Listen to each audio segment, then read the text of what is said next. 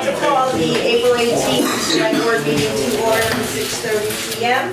At this time, we'll take a look at the agenda that's out. If there's any changes to the agenda, just let me know.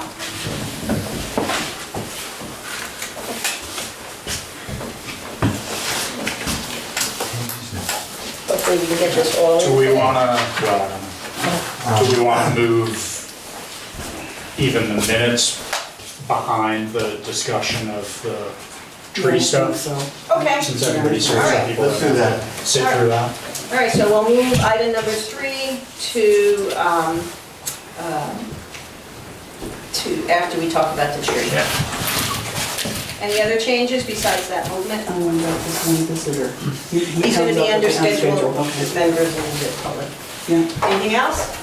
Okay, right now then we're going to take a look at the scheduled members of the public. I'd like to introduce, we invited Henry Carr of Carr's Tree and Lumber and Tom Bloom of Bloom Enterprise and the members of the Brookline Historical Society. I know Cynthia's traveling, but Doug and Jack are both here. And so basically we wanted to pull the committee together to take a look at, we had a time-restricted $500 donation that was given to the Round Schoolhouse, and if it wasn't used in a timely fashion, part of the conditions was that the money would then go to another building in town. We wanted to take a look at making sure that that money stays with the Round Schoolhouse, and we talked to Mark Bills about the building, and he noted that there was a dangerous tree or two that was that could, in a storm, and we had some good windstorms this spring, we were lucky, could come down and damage the building, and or it's causing some extra shade and mold and mildew on the asphalt, on the shingles, and there are some other concerns. So we just wanted to take a look at and get some expert opinions on what we can do about the tree situation. Mark, you wanted to just tell us what you did, or? Well, I personally have just looked a few times myself, and knowing that the ash tree out front is has some issues of health, and I figured that I would ask a couple tree guys, tree surgeons, how they felt the health of the tree was toward, you know, is the Round Schoolhouse in danger of damage by the tree, or is the tree safe to leave until we see further downward decay of the tree? So my point was to get an opinion of that size, and then let the Historical Society, Select Board, whoever, give their input on how they see the tree as being a potential hazard. So, Tom, what did you think of the situation out there? Well, I think the ash tree is the tree that should be looked at, you know, the most. The one with the two Yeah. trunks? Yeah, the one on the right side of the building. It's in decline, so it's not doing well, and it's structurally poor. Has quite a few dead limbs in it and fungus growing on the back leader. I don't believe there should be a lot of money put towards trying to save that tree. If there's any money put towards that tree, I think it should be removed because it's in peril. Just one tree, or is there another tree? There's others. There's others, but one of our concerns is that the property line around the Round Schoolhouse is tiny. It's really tight. It's so tiny I can't even see it. Basically a postage stamp. Yes, here's the town office is here, so. Right here, this one. Oh, yeah, okay. .8 is the I'm gonna circle it, I'll pass it around, you can see the little postage stamp on there, that's, and then, Magnifying glasses. Henry, what'd you think about the situation? Can I pass these out? Sure. Okay, I brought some information here. You're gonna want to turn the page immediately, I think. I should have stapled them in the other order. Oh, Yeah, well, I've got my copy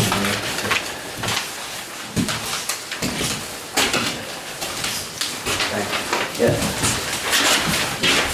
So do you want me to go through this or straight to questions or?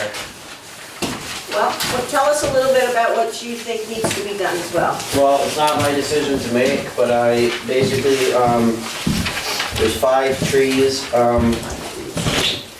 As far as I know, the main tree in question is a big ash. So I wrote up, most of what I wrote up here is on the ash, it's just some discussion points. In case some people want to cut it, some people want to do nothing, some people want to prune it and mitigate it. This is a very subjective field. You could get 5 or 10 arborists in a room together and ask them what to do with that tree. You might get 5 or 10 different answers. So I just wrote up basically these are the conditions of concern with the tree as far as I know, and then solutions to each thing. And you can see here that mitigating all these issues, not that they all have to be mitigated, but mitigating even some of these issues is going to pretty quickly catch up with the cost of removing the tree.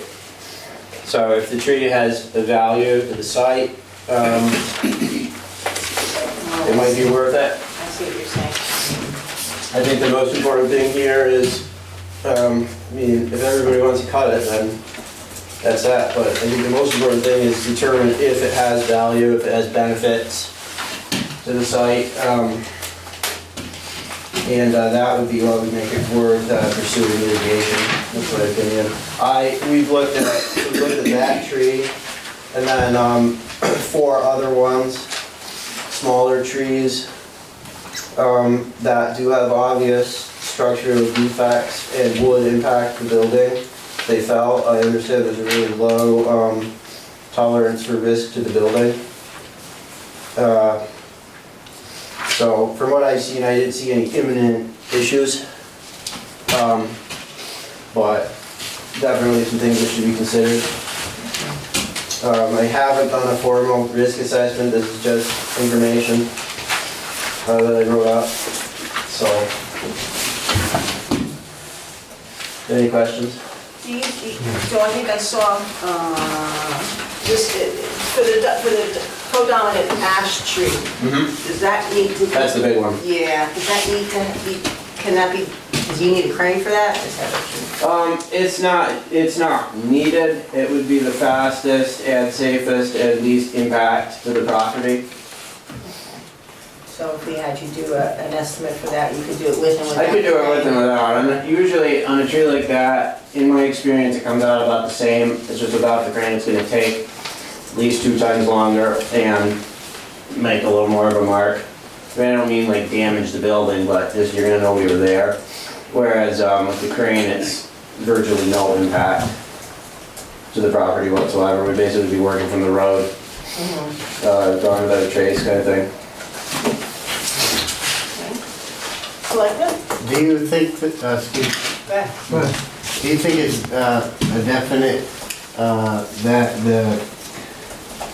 the ash borer will attack this tree in just a matter of time? Yeah. I mean, I heard that it's in Vermont, but What it's basically done in the area, sorry, I didn't mean to cut you off. no, that's fine, go ahead. What it's done in the areas that it has already swept through is basically it arrives, kills all the ash trees, and it moves on. It only, this emerald ash borer, it overwinters in ash trees, only affects ash trees, does not harm any other tree, and it cannot survive the winter on any other tree. So basically it's gonna come through, kill every ash tree that's not protected by chemicals, and then it's gonna go somewhere else. Sounds terrible, right? It's fact of life. Yeah. It's apparent to me that the ash has got to come back. I looked quickly at it, and it's aiming right at the round schoolhouse. Regardless if it was dead or not, we were lucky. We've had 2 really serious windstorms, 60 miles an hour. We were lucky. I don't know, Thomas, maybe you can correct me. It wasn't uprooted or anything like a pine or anything. It's probably deeper rooted, but it could have snapped and hit the edge of the round schoolhouse, and then we'd be looking at thousands of dollars of damage on it. And it's irreparable, you'll never make it the same. That's. No. Secondly, I had a question back behind the round schoolhouse. I just took a quick look. Is that an ash too? That's straight behind it. It's up about, I want to say 75 feet. Is it marked? Does it have a ribbon on it? I was looking from here. Yeah, I think the next tree up the hill that looks like it could reach the schoolhouse Is is it a cherry. It's a dying cherry with a lot of. Is that on this property? No. No, that we think, we're gonna have to pursue the property of the trees because Guy couldn't find a deed to the property. And if you look on our tax map, you can't really go by the tax map, but it's basically just what the plot is setting on, what the buildings are setting on, it's what it looks like. So basically, we have to talk to the adjacent landowners just to clear it. Right. And it looks like to me, did I see Joyce Meals and John Baloo? Really? Oh, okay, I see. So it appears to me that we have to contact them anyway.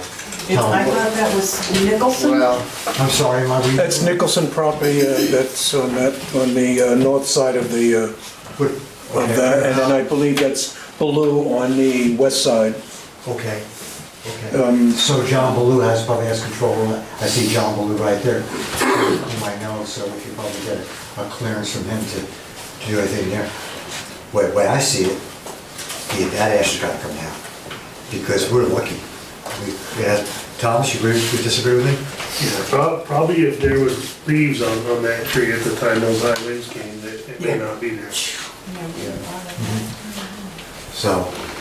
Doug, what would you like to say? So, on the property boundaries, I think, you're absolutely right that we need to talk to the adjacent landowners, because without a deed to it, that specifies it, my best guess is that we own pretty much the round schoolhouse, the Right. footprint of And it. that little- And whoever gave that to the town at the time might have just said, take it and build a school here. Because the school wasn't even supposed to be here to begin with. It was supposed to be up at the upper end of town, and it got here because the bridge washed out and they couldn't get the bricks to where they were originally Oh, supposed I to didn't know be. that. kidding. That's a good story. So, I think all the trees we're talking about are on the adjacent landowner's property. Even the great. Even one further down that Right, might be in the down. town right away that we could take without their permission. What was that, Doug? I'm sorry. The one further down the road, one of the other ones on your list there, that might be in the town right away, but the rest are on adjacent landowners. And none of them have any historical significance to the building. They weren't there when the building was built. Right. So I would be in favor of taking the big one at least. Mr. Green, what do you think, as the other member of the... Having a tree almost whack my house and having it, but it was a pine, but still having that experience, take it down. I don't see, if it wasn't there when the school was there, why save it?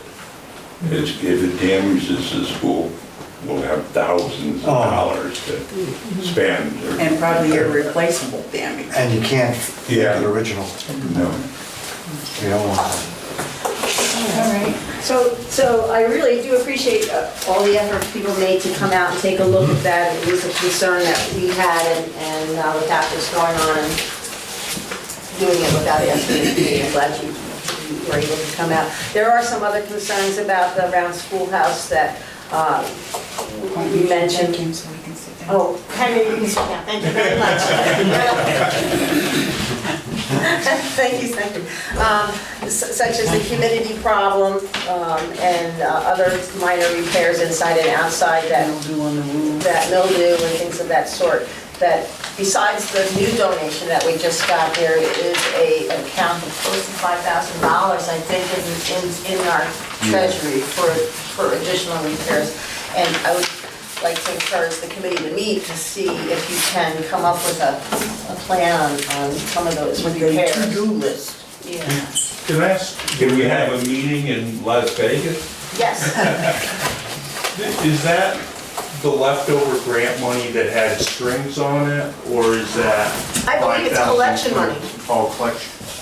Only 500 was, Had the No, streets. there was some grant money before that had some Oh. strings on what Never we was spent it They on. It never had to got be- it. They never applied for it. Never got it. And, Never applied you know, for it. Okay, so, as far as paying for the tree removal, the donation we got recently, my preference on that would be use it for something more building itself. interior to the building. You know, we talked about maybe some desks so we could set it up so it looked like when the kids were going to school. There, you know, any of the spending decisions are yours, of course, you know, the select boards. But I'd prefer to be able to tell the donor we bought desks to put in the building or something like that. Painted it. I like that idea. I want to ask Mark. Mark, do we have money in the account that can be used for tree removal of this type? as far as I know, we started a tree removal fund, and I think it's $600 a year. So I think we may have 600 or 12, but I have to ask Samora to see if we've used up some of that. But we do have specific money set aside, you know, just for tree removal. And then if we have to in the highway budget, it's probably gonna be outside the town right of way, Except for maybe one tree, but. with the exception of the main tree. I guess we would have to talk to some more about the highway fund, if we could utilize some of it for that. I do like that idea that Doug had, which would be for the $500 that was donated to be used for something other than this type of a mitigation. But it was something that you needed to take a look at, and with this weather that we've been having, I'm glad we got to discuss that, something that we can do this year. Right. The next couple of months when the ground.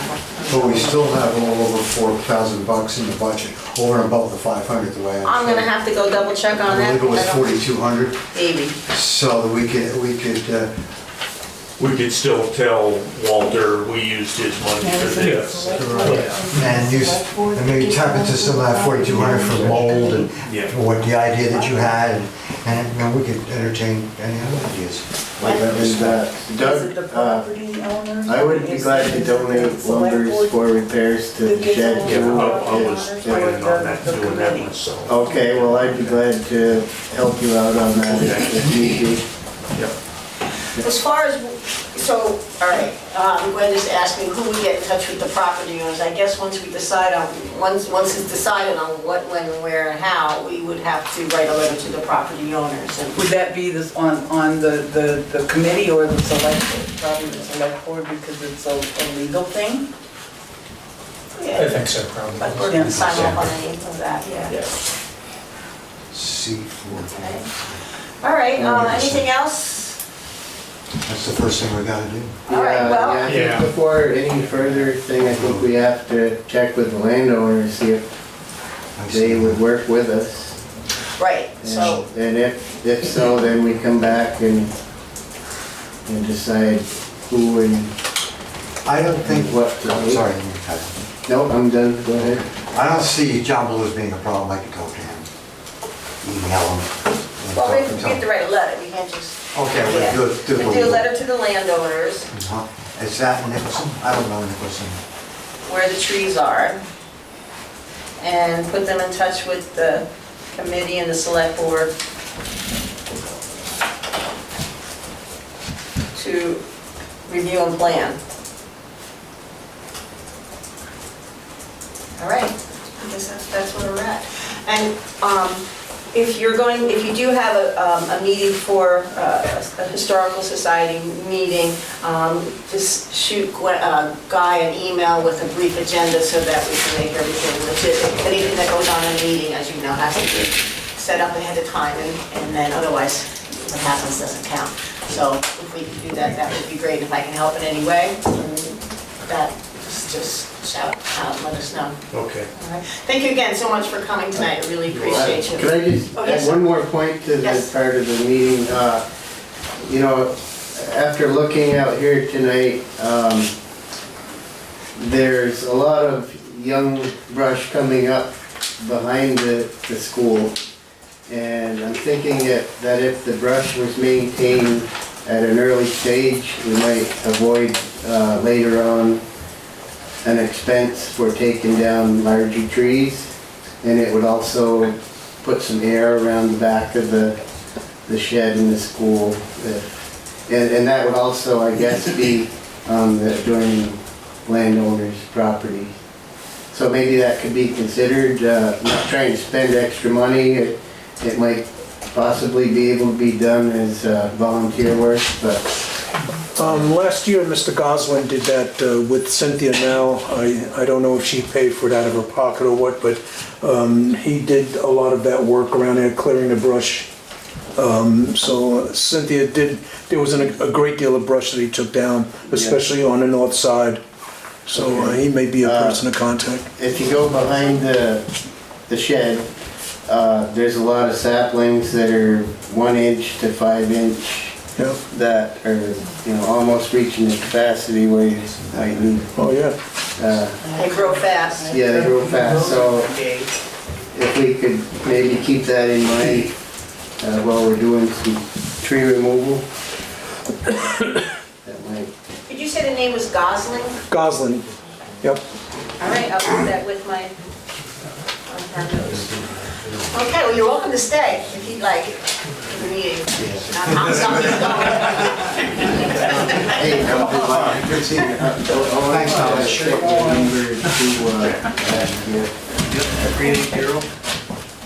If anybody has any other questions, feel free to reach out. Thank you very much. Thank you so much. Thanks, Okay. Henry. We'll get this separated. Thank you, Tom. Take care. Yep. Yeah. No problem.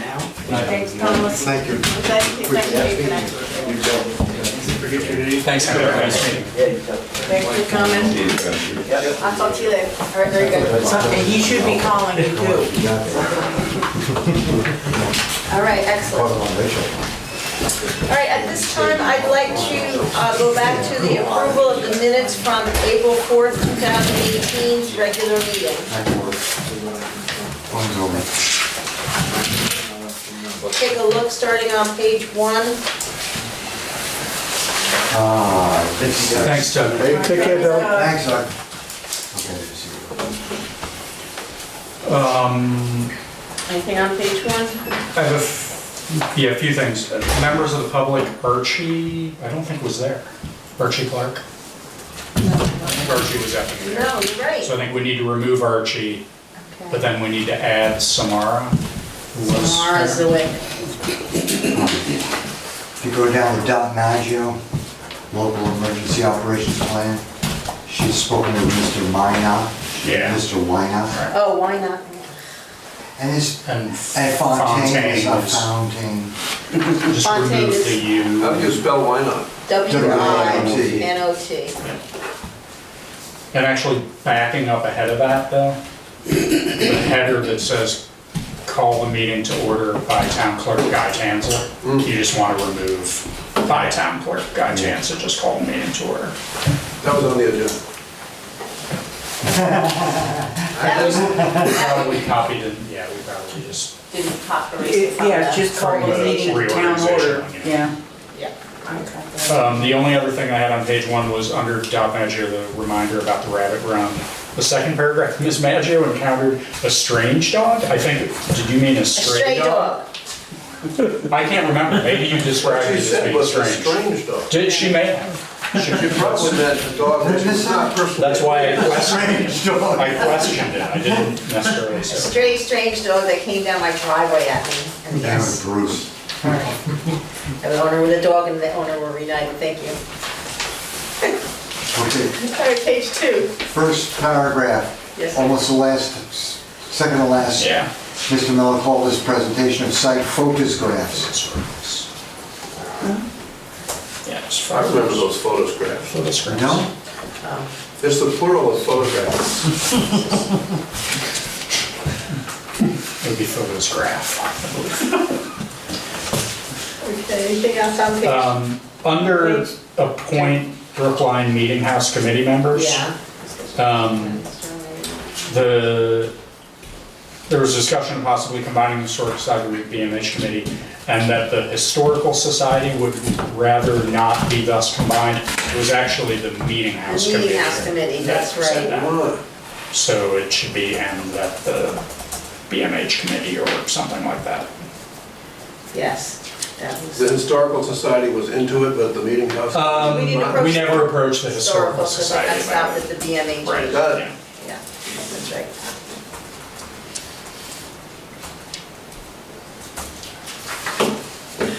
Anything else on page 2? Not go to page 3. Is that right, snow burn? Shouldn't it be burn? On the second paragraph, second to last, April 1st, but it was a couple of weeks, people are using it despite the snow berm. Berm is a bump. That's correct. Is I think it it's correct? burn, yeah. It's a mound. It's an Yeah. obstruction, purposefully iceberg. Okay, thank you. If you hit one going 40 miles an hour, you'll know what it is. Talks Say that's berm. the way- I'll berm. I hit one once. You know it was there. Anything else on page 2? Not page 3? The third paragraph, about halfway down, after the fungus starts in the core, he asked if there's just 2 does. The line, just take that out. And then the next sentence, he asked whether this is probably the select board's decision instead of it. I put the in the it. The and the it. Oh, yeah. Anything else on page 3? Page 4? Okay. Down towards the bottom, I'm not sure where we are. at the 4th line from the bottom, town end. 4th line from the bottom on page 4. Town head. Oh, yeah. Town end. And then. Well, mine aren't numbered, so I'm having trouble figuring out There's where we something are. else. Well, actually, in that line, where it says consulting with towns and as to how they Funded. funded their What share. page are we on? Wait a minute, my paper is, hold on. We're on page 4. Okay. Oh, how their shed was funded. Yes. Yeah, I'm on right, page myself. or however they want to word it. Yeah, I think I meant. Peter, in the future, number the pages. Didn't I number these? No, because I'm having trouble finding it, but I am. I'm all straight now. Usually it's set up with numbers. All right, that was on page 4. Page 5? Just that under old business, the What was it? second paragraph, we should just take out the round schoolhouse 500 donation, how best to use header. Because it might have been on the agenda, but it wasn't really, because the next paragraphs are still talking about the meeting house, so Okay. I think it's just confusing to somebody probably. 25 years from now, and they go through this.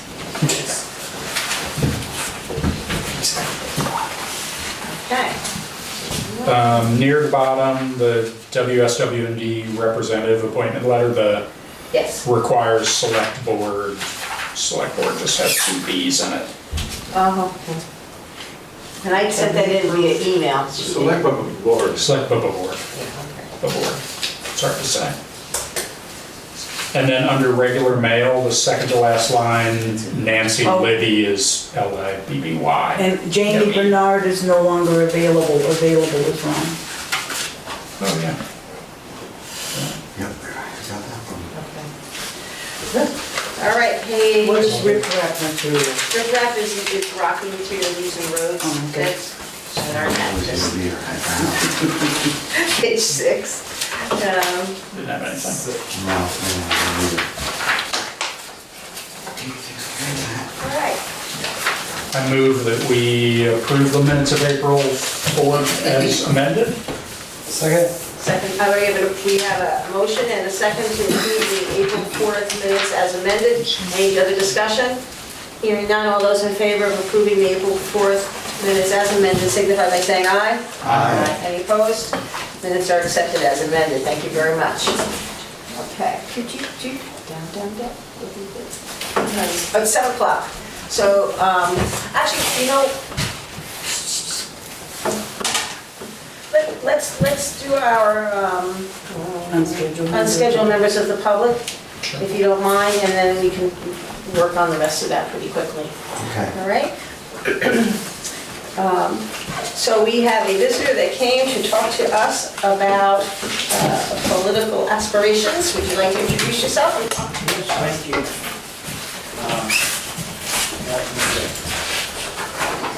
Copy of what I'm going to talk about. I'm not going to read it because reading something that's already written is boring. Thank you.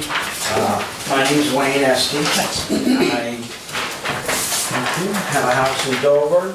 I share with wife and apartment in Brattleboro where I share with my, oh, fine, you can have one. Thank you.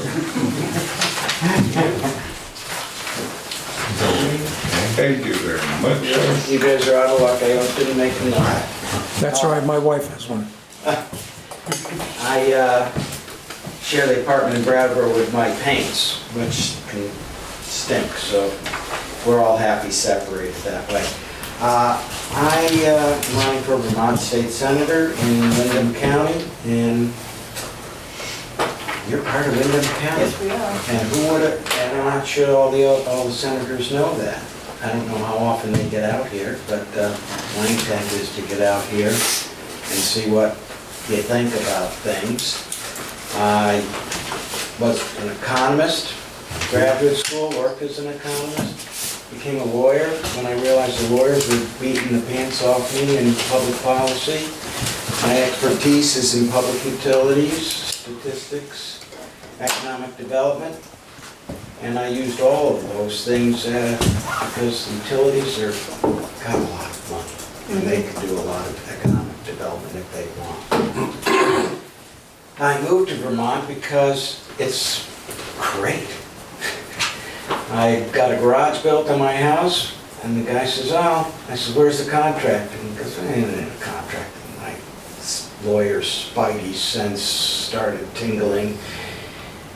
Didn't need a contract here. Did a better job than anything could be put on paper, and when he gave me my itemized invoice, it didn't say a box of nails, it said half a box of nails, because he only used a half a box of nails. And I learned early on that if I didn't pay him, I'd never get another contract. I might not get a cup of coffee with spit in it, without spit in it. And he'd never get another customer if he did a lousy job, because everybody knows everybody's business. And couldn't be better. And the people here are politically active and care. And I could have gone anywhere. I came here on purpose. I worked 30 years for the state of Connecticut in Public Utility Commission policy, legal advisor, energy conservation. Some of the things I suspect that you are most interested in probably is putting windmills on every hilltop. And that's a nice thought. And people in Brattleboro think it's an excellent idea to put windmills on top of your hilltops. I don't. I think the reason that Vermont is the way Vermont is because those are views. I couldn't afford a view when I bought the house in Dover because that was an extra $50,000 for the same house with a view. I realized I could do away with buying it myself because every time I drive up and down the road, I have a view. And so I get that view for free. Windmills, solar panels, they're very nice, but they are totally inadequate. They cannot do the job. if you covered all of Vermont, lake surface and everything with solar panels, shoulder to shoulder, you'd get about 650 megawatts. Vermont is part of New England, but New England uses 25,000 megawatts. You wouldn't even get rid of one Vermont Yankee plant if you covered the whole state with renewables. The only thing that really works is conservation. Insulation, caulking, weather stripping, low cost, simple, not very sexy, but only thing that's important. The other thing that I suspect is sell an internet service. It's awful. And if some people from Montpelier were living down here because that's where they relocated their offices, there would probably be something to be done about the quality of the cell and internet service if they had to live without it. You might even get people who come from Connecticut or some other state to live here because they can't get their Netflix and they can't FaceTime and they can't hear Sirius Radio even on 91. They don't want to live here. We got worse cell service and internet service than they have in Lagos, Nigeria. And that is embarrassing. School unification. It's a 19th century solution to a 21st century problem. But back in the day, you put all the factory workers in the same factory and they produced a product. Put all the kids in the same school and you produce an education. That is no longer a way to do things. You bring the education out to the kids. You got a precocious 6-year-old who wants to learn Mandarin Chinese. You get a real Mandarin from China and you beam them right into the school with a high quality internet with video screen and everything, and the same one, some high school senior in Brattleboro or Athens or somewhere else, they get the same professor who's speaking real Mandarin Chinese. You don't need to bring the kids to some stationary teacher. You bring the teacher to the kids. Another problem, I think one of the bigger problems is you move the schools, faculty, support staff, everybody goes with them to wherever the school is located. And there go select board members, there go troop leaders, there go planning commission members, there go volunteer fire department. You take all the public servants out of the town and they eventually migrate to the schools because that's where their jobs are. And that leaves, not only is it taking control away from the local about what kind of schools they have, it takes the educated citizens out of the town as well. And that would be more fatal than just removing the kids. Not to mention, around here, 45 minutes each direction, as if that time on the bus was free for the kids. It's not. Blah, blah, blah. I'm not dead yet. I'm not ready to retire. I retired and I got bored pretty quick. And so I'm back.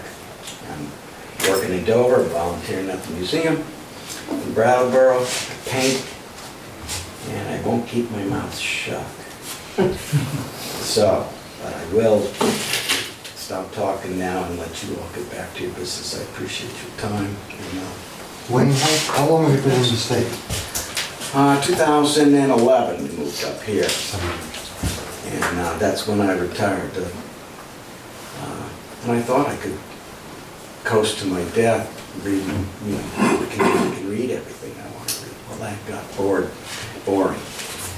I looked at my watch one day and I said, 14 minutes until Jeopardy comes on. I need to get a job. I'd recommend Millionaire. I'm worried about it. If I got that, I started waiting for that to come on at 7:30. I'd not have been able to get off the couch ever again. Wayne, do you have a political affiliation? I'm a Democrat, closer to progressive, tell you the truth. I'm running on the Democratic Party. I checked in with the progressives. I like their the positions, but I don't think they have the organizational structure to be successful everywhere. I didn't talk about guns because I ain't got anything good to say. So you're in favor of the 3 bills that cover the stuff Scott just signed? Not particularly. Why? They're just poking at the edges of things. But you don't think it was a good start? Yes, it was a good start. It was. I mean, the fact, Okay, the fact that we got a Republican governor and the state of Vermont to sign Brilliant. 3. That was a brilliant political move on his part because we heard he his has base, though. Republican base, and now he is able to say to the liberals, Happens that. look what I did, and he's on line to be reelected for another term. It was brilliant because he's got a lot of Republican views on all the other issues, and this one is a very hot one with the liberals. Bump stocks, nobody cares about bump stocks, they're gone. The guy's gonna go out of business. I heard something on the way up here that makes them. That's a good thing. Magazine. That was an incredible difference. 10, what was it? 10, 15? 15. And 10, was 15 for a handgun and 10 for a shotgun? And you can get magazine clips with 150. Right, in another state. And anywhere. 21-year-olds can't buy a gun, but they can still own a gun, they can be gifted a gun, they can still hunt. Most of the kids that have guns around in the, call it the suburbs, they got their gun when they were 10 or 12, their grandfather gave it to them, their father gave it to them, but you know what came with those guns was the grandfather and the father. They came, or the uncle, or whoever gave their kid a gun, the adult, experienced adult came with it. You go to Walmart, you got your money, and now you got someone under 21 who isn't using their full frontal cortex for another 2 or 3 years, and they've got a gun, but they don't have a grandfather or anybody coaching them and slapping them aside the head saying, no, that's not how you do it, this isn't what you do. Kid that shot up Sandy Hook School 20 miles away from my 6-year-old grandson, he had no father, he had a mother who was preoccupied with all of her own, trying to get her own stuff together, and it was him and a gun and whatever he felt like doing. Sat next to a guy who, one of his brother's employees, shot his brother and shot up, killed 8 people in a liquor distributor's factory. I worked with a woman who has barely escaped a gunman at the lottery shooting in Connecticut. I'm torn.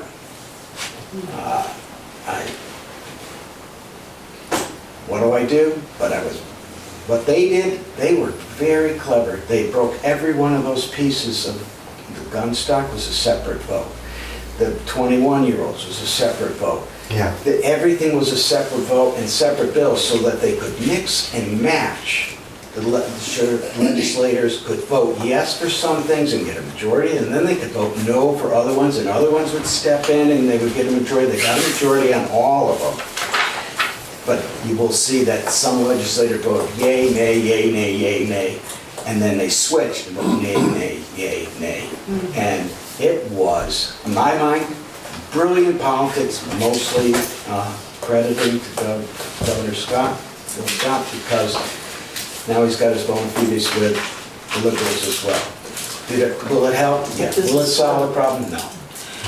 But thank you very much for coming. You know, Brookline is a very small town, about 500 people, but we're like to think that we're active and we. I can see that. People here, we love our community and. Well, a spot to live. I'm going to be back. Okay, well, we'll be here. If you see me coming, don't lock the door. No, we won't. And because, you know, I have my views. Excuse me. And I'm going to tell you, I've been to Halifax and Vernon and Wardsboro, where I backed into the road commissioner's truck. Ouch. Yeah. Back into people's cars. Yeah, I'll be good. I'll be good this time. He looks a guy. Yeah, thank you. Hi, back for you guys. And I have much stronger gun control views than after I talked to people. And not that, and I have to say they've changed a little bit. They're not just blowing smoke when they talk about protecting themselves from the government. Trump's a crazy. ice on the border, going, Well, anyway. yes. Anyway, so. Thank you again, Mr. Esty, and you are related to the Oregon I company. am. I'm a successful branch of the family that went east to Rostock, Maine, and Jacob Esty went to Hinsdale and then Brattleboro. Well, it's a famous name. Can It take is. you far. Well, Yeah, and it fortunately has a good reputation. it does. Equal treatment of workers and women, and way back before Anyhow. anyone did that. Well, thank you again, and Thank you for coming in. Appreciate you your coming. busyness. All right, Nice. nice to meet you. Pleasure, thank you. We also have Mr. Lavorgna, you are a unannounced or unscheduled. Yeah, I was interested in the traffic ordinance, but I wanted to bring up a point that came up in one of our rescue calls. We respond to Townsend, but only for critical calls, because a lot of the calls are West River Valley, and Rescue Inc. is there first, so it doesn't really make sense for us to go unless they need us. And they will call us if they need us, but in case if they go over Kirsch Road, it comes Brookline Road. Woman up there called, her husband had a cat scratch that apparently scratched an artery and he was bleeding all over the place. So she dialed 911 and Rescue Inc. got there. Well, they didn't really do any patient contact. He was able to stop the bleeding by the time they got there, and he went to Grace Cottage in his own vehicle, so no transport. Well, she gets a bill for $100 from Rescue Inc. And apparently they're flat rate billing people when they don't transport if they don't have the subscription service, Right. which is $60 for a family. Right. So I think we should encourage people to take that prescription, because she called down there to rescue and they explained everything to her, but she had no knowledge of it. A lot of times it comes in the mail and people just go like this. I didn't know that. And I gave a fire extinguisher class at Murphy Library, and I had mentioned this to people, and a lot of people there didn't know it either. It comes around June, it's good for a year, it's $60 for a family, gives you 3 ambulance rides. Wow. I brought this up. For all the people in your family, not The whole just- family. Yeah. So each person would get 3 rides. But for $60, it's cheap insurance. She's been, Now if they transport, they can get reimbursed from Medicare, Medicaid, or your private insurance. But with Medicare, they're only getting like 35 cents on the dollar, so they're not making any money. They don't make money, they're a nonprofit, but they can't cover their expenses. So the more people that subscribe to this, it helps them to run their business. So it's something that we should just keep in mind. Right. I did go to a Rescue Inc. workshop last summer about that, and they talked quite a bit about the $60 subscription, and I know I had brought it up before. And what the subscription money does is, for instance, if someone goes into a diabetic shock and they have to be given like the glucogen, that's not covered. They have to repurchase it and keep it in stock, and it expires, and that's what some of the fees are used for as well, to keep the ambulances stocked up. And the price of for some of this stuff is emergency. going sky high. Yeah, that's the problem. Like Narcan especially is really very expensive. So anyway, I just wanted to mention that. Yeah, thanks for that. I don't know that. I didn't know.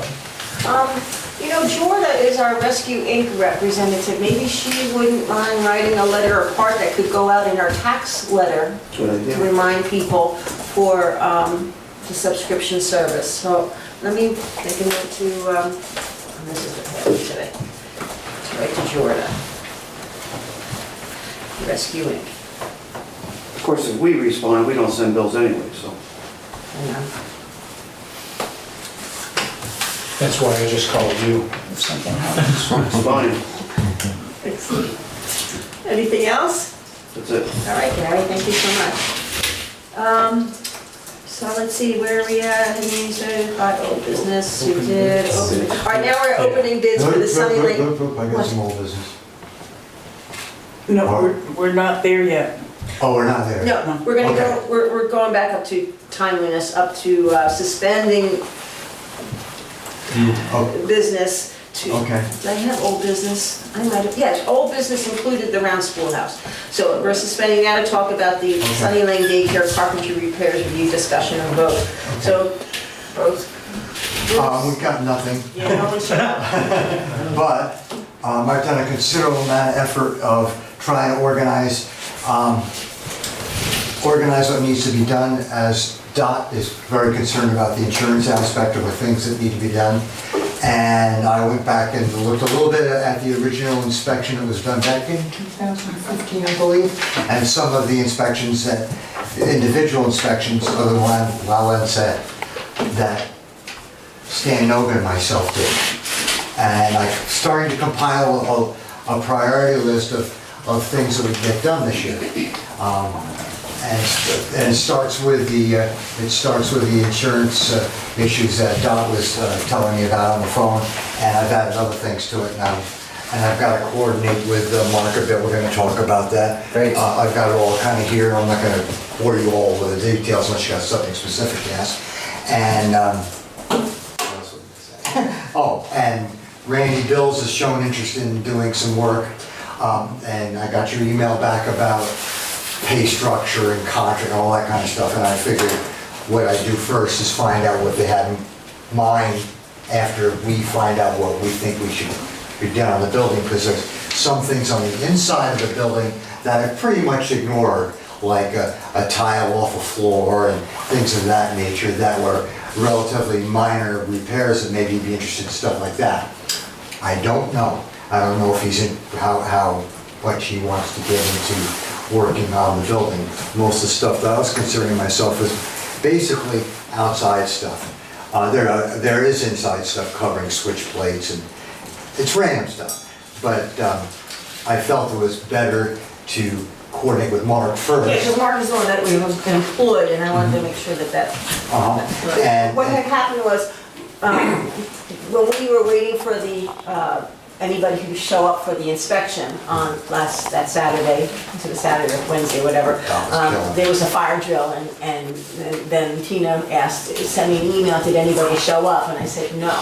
And that's when she said, well, if you really need, Randy might be able to, and I can make sure it gets done right if he does it, that kind of a, so I said, Bruce, we do need to probably go look at hiring somebody, and I had sent a little information, like there's other companies we had, or this one, I had gotten like some other companies who does roofing, because we're looking at right now is rotten sills and, not sills, rotten eaves and things of that sort, so. Yeah.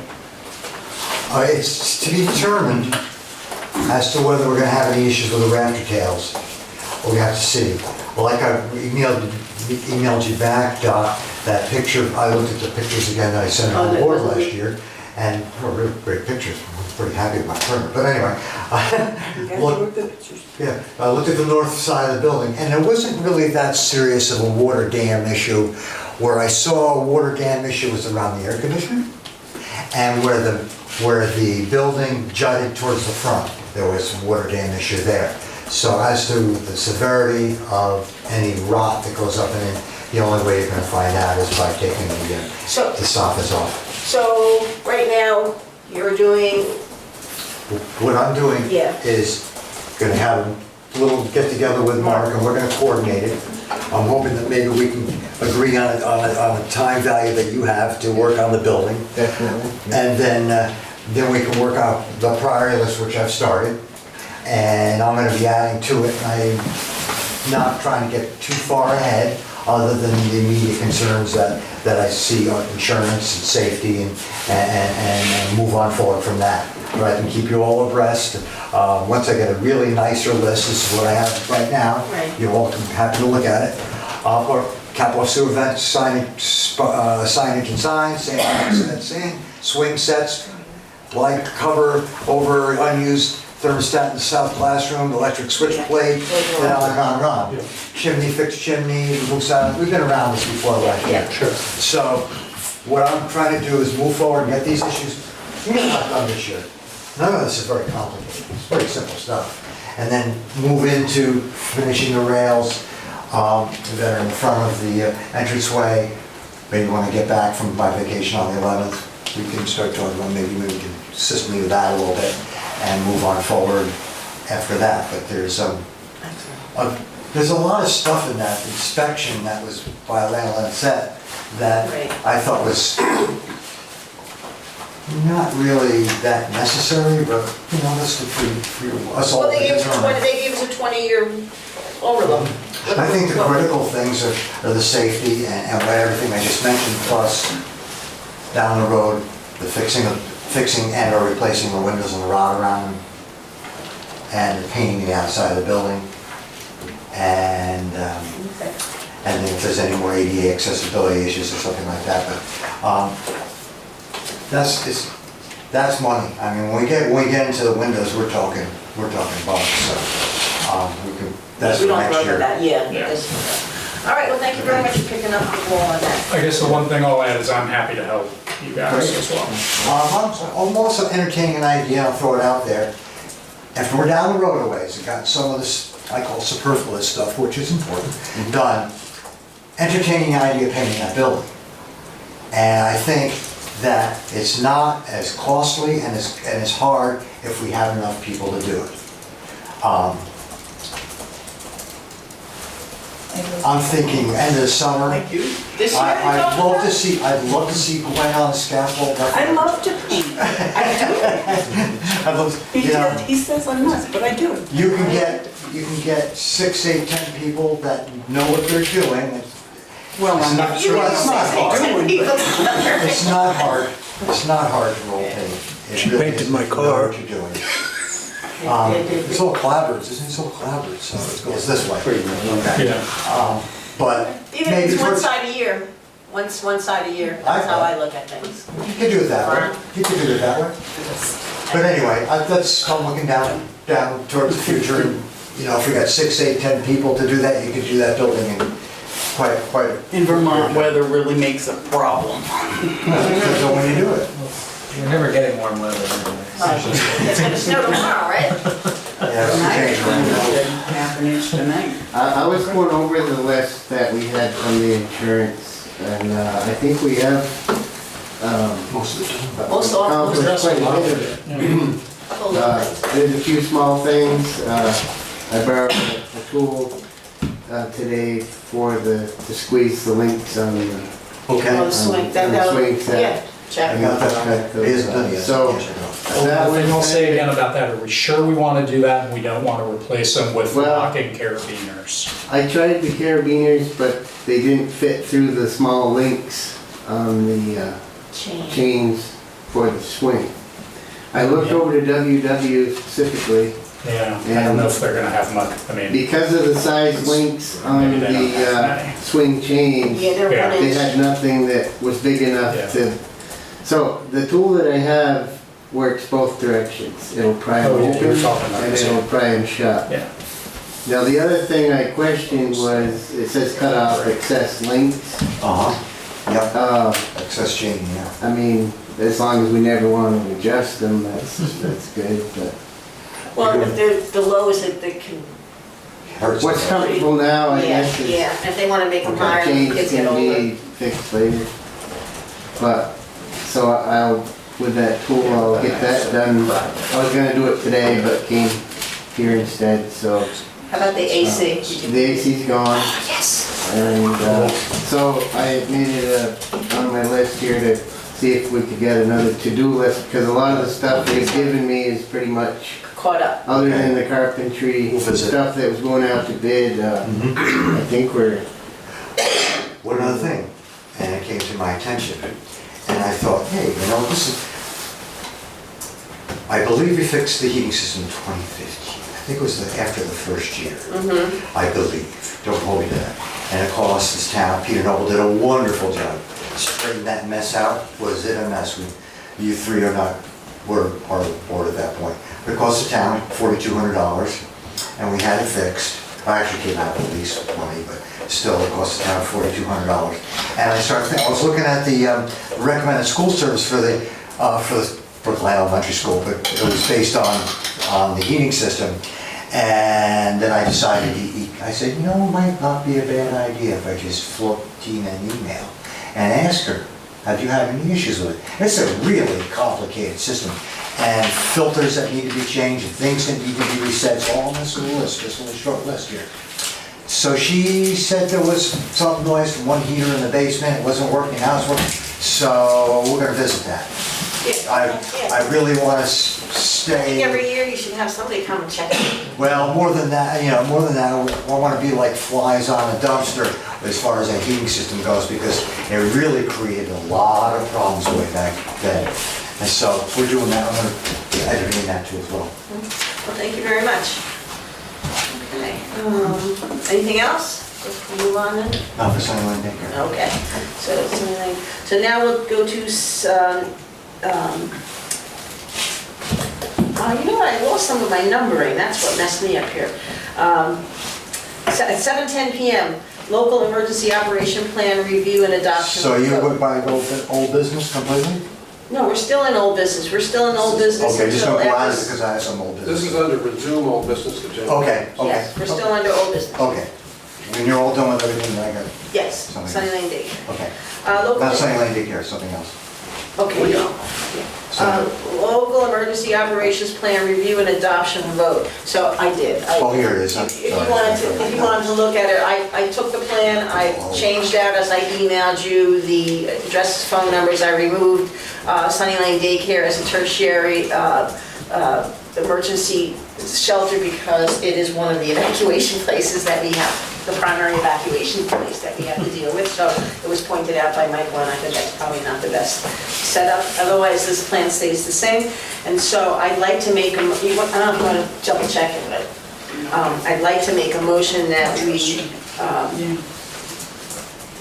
approve and accept the updated 2018 local emergency operations plan for Brookline. I'll second that. Okay, we have a motion and a second for accepting the LEOP for 2018, and we're in the discussion stage. We'll just leave that being I don't think we're going to. Yeah, the page, the layout got skewed a little bit, but I also sent it to Wyndham Regional Commission early to have them look it over. They thought it was fine, just needed to be approved. And I still have my 403 certification, so the 402, I'm still ICS 402 certified, so I did sign it. And I did it tonight.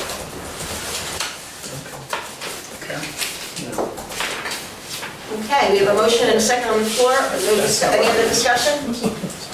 All those in favor of adopting the 2018 updated local emergency operations plan signify by saying aye. Aye. Any opposed? Plan is accepted. Thank you very much. That will get emailed out tomorrow. Okay. We'll go, I'll give you a chance to talk. We'll go summary I'll update be at the reports. end. Can I just ask, Yes, sir. did we need to discuss the Neighbor Day open house, which was up under the round schoolhouse? Probably that was just a numbering mistake. Yeah, I wanted to bring that up while they were here. Oh, okay. Yeah, I didn't. Too late. Oh, well. Oh, okay, I can talk about here we go. The June 2nd Neighborhood Day that was suggested by an article on Front Porch Forum, and we brought it up in the last meeting. Leanne Parker was interested in sitting down and just talking briefly about it, and I was wondering if there was another person on the select board that would like to meet with Leanne, or maybe Sarah and I would like to meet with Leanne. Just to get an idea. We don't know if we'll be in town, but. No, just beforehand. Someone brought Just up, ideas beforehand. someone brought up that they didn't think June 2nd was a good idea because it's the same day as the moon parade. But that's The moon parade. it is the date that the state is dedicated to the stage. Dedicated, okay. So we don't have to do anything, it could be a 2-hour event, it could be a 3-hour, in the Well, afternoon, in the evening, a barbecue. But most people that go to the moon parade, Which is over by 12. yeah, but they're there till 1, 2, and 3 because they stop and see all the. Yeah, there's we like- usually stay. That's Yeah, our issue. for much longer, so I think The girls would kill us. you'd have a very little turnout. It's okay, it's a way to start. Yeah, It is it's a true. start, it's something. I think there's no downside to trying it. Right, yes. If very few people show up, that's okay. That's all right. I'm gonna be in the parade. And since it is a sort of statewide Yeah. effort that's to true. have something that day, it seems sensible to Right, we'd try. like to have maybe the Brown Schoolhouse open for a little open house that day. Maybe a plant exchange or cookie exchange or barbecue or some music, somebody's, whatever, at the meeting house, and that would just also get that used outside. What do you think, Okay, Jan? so good day. You got me with cooking, music. Chris, I can talk to Sarah. maybe I'll give her a call. Okay. I'll give her a call Yeah. and reach out. I'll warn her. Okay, you want that. So it's not a surprise. Where do you hear we used to have? She's on 15 school days, but that's, See, when you want something done, you ask a busy person. That's what you want. yes, that is I an just issue. touch base, and very informal. Yeah. It's not like, but just to talk about it. Were any of you here when we used to have a picnic, townwide picnic? Yeah, Yeah, we used to have That that. was pretty nice. That was fun. that was fun. And we had, you know, it was over at the school, and we had a big Yeah. crowd, and we had a little silent And they auction. had the baseball field for. Quit stopping us. Yeah, from doing they anything. used a Well, I baseball mean, field for it. what happened was the It people that were doing it got great. burnt out, nobody would help clean up or set up or whatever, so That's what happens. it kind of just died. And the other thing, we used to have a Ice cream social. Thanksgiving dinner. a Thanksgiving dinner at the firehouse. We cooked 5 turkeys and everybody could come, it was free. You know, a lot of stuff was donated and we had a silent auction there, I think, one year. And you know, it got the town together. You got to meet people you never see because Yeah. town meeting, not everybody comes. Yeah. Right. And It's that's, just something to think about, you know. well, that's what, June 2nd, we hope that, it's called Neighbors Day. Yes. And we'll see if we can We're do looking at something. entertaining ideas like For that. the for the meeting too, Those are the good ways to start using the meeting house and. That's a start. You can have I forgot, we have the field, we can have a softball game or something for kids or races, somebody might That's the want town center. That's what I- How about a rumble? to rumble. All right, but thank you for reminding me that. It's going to be about 41 degrees. A lot of this ice will probably be melted. I know you talk about the heat in the meeting house, but Old Fort number 4, for years and years, had Thanksgiving dinner up there with no heat, no nothing. Where? Old Fort number 4 in Claremont, is it? Yeah. Oh, really? And, It was they- upstairs, big barn area, Guy, upstairs Rugging is diner. over. It was just like, Dave's like this. No, but I'm saying that there are things that can be done. You know, and people attended it and people who were interested in the fort itself, but there are things that can be done. You can't say no to everything. We'll throw our hat in the ring for this event. We'll do the summary for Guy and then Bruce, you can bring up yours. All right, Mr. Tanza, town clerk report, what's new in town?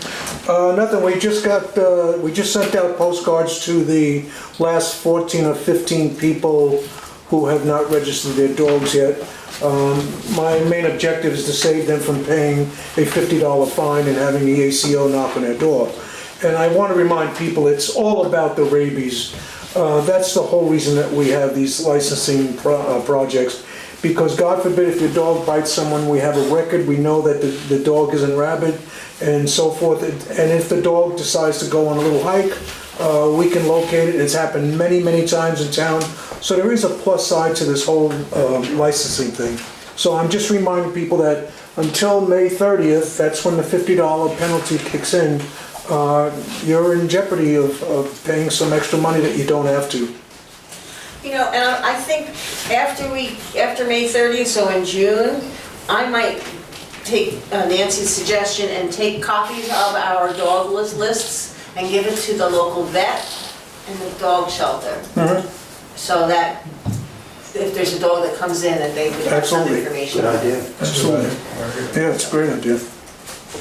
Okay, anything else, Mr. Tanza? No, it's been relatively busy. We've had a lot of recordings going on. Gwen is still working on, making copies of the land records. She's in book 25 or 26. 26 and a half. So that means 13 books are done, and if you count approximately 600 pages per book, it's a lot of work that she's accomplished already. But we've had some little slow me downs, some errors that had to be corrected, and some research we had to do. But other than that, things are going well. Bruce, you said you want something under old business? Yeah, I'm gonna talk about my favorite pet project, the church. What I did was, as I viewed the film from last time, there was one view on the film, I was number 2 and number 3. And I just watched this section of the discussion about the church. Yep, so I lost my number 1 status and I have number 2 and number 3. But I just had one quick question and then I wanted to make some points. Is there, not this year or not right now, is there anybody that's not in favor of eventually putting heat in that church? I can see putting heat, especially in the front of the building. I would think if you put it in the front, you put it in the back. I'm saying nothing, I just asked a question. I just wanted to see if there's anybody that wasn't in favor. And I'll generally. Well, there was heat in the kitchen area for many years. And just because that equipment is antique, it's, they still could be upgraded so you could have meetings there. The front of the church, you're gonna be heating all of Brookline, there's no insulation there, so. Well, Gary wasn't privy to the last meeting, but I addressed that. And I didn't want to get off on that tangent. But I just wanted to see where everybody was at in that respect. I did watch, like I said, I did watch the film over again twice because I wanted to understand what everybody was saying and I wanted to understand everybody's opinions. And these are my observations. First, there was no attempt at an end around or a procedural problem with the committee. If anything, my ability to be able to speak freely was stopped. Saying that, I'm not looking for a fight about that. I have really good definitive answers to all this, I think, and I think that we can go forward. I got a lot of really good suggestions from all of you, and I realized a couple of things. The first thing I realized, well, you've only been on the board 2 years, so you missed the first couple of years that Dot and I were on it, that a lot of work, preparation work that had been done at the beginning of the committee. You folks have been just recently, so there's a lot you don't know. So in a lot of ways, this is unfair. I mean, there's a lot that has been done prior to the last 2 meetings that you people are just not aware of. So I'm going to answer that in a minute. But as far as going forward, I don't want to feel like I have to never say anything because the committee members are here. They were invited to that meeting. There was no attempt at an end around. There was no attempt to stop their opinions. And seeing as it's a very transparent situation, they can always react to it. There was no vote taken, wouldn't be any vote taken unless they were included. But they are, we cleared this up before you guys were on the board. There was some, that's when I was on the committee, there was some issues as to whether they would be a voting committee, whether they would have any say. But basically, they're at the pleasure of the select board. They do. They're an advisory committee. They advise us. We're at the pleasure of the town. That's why we're here.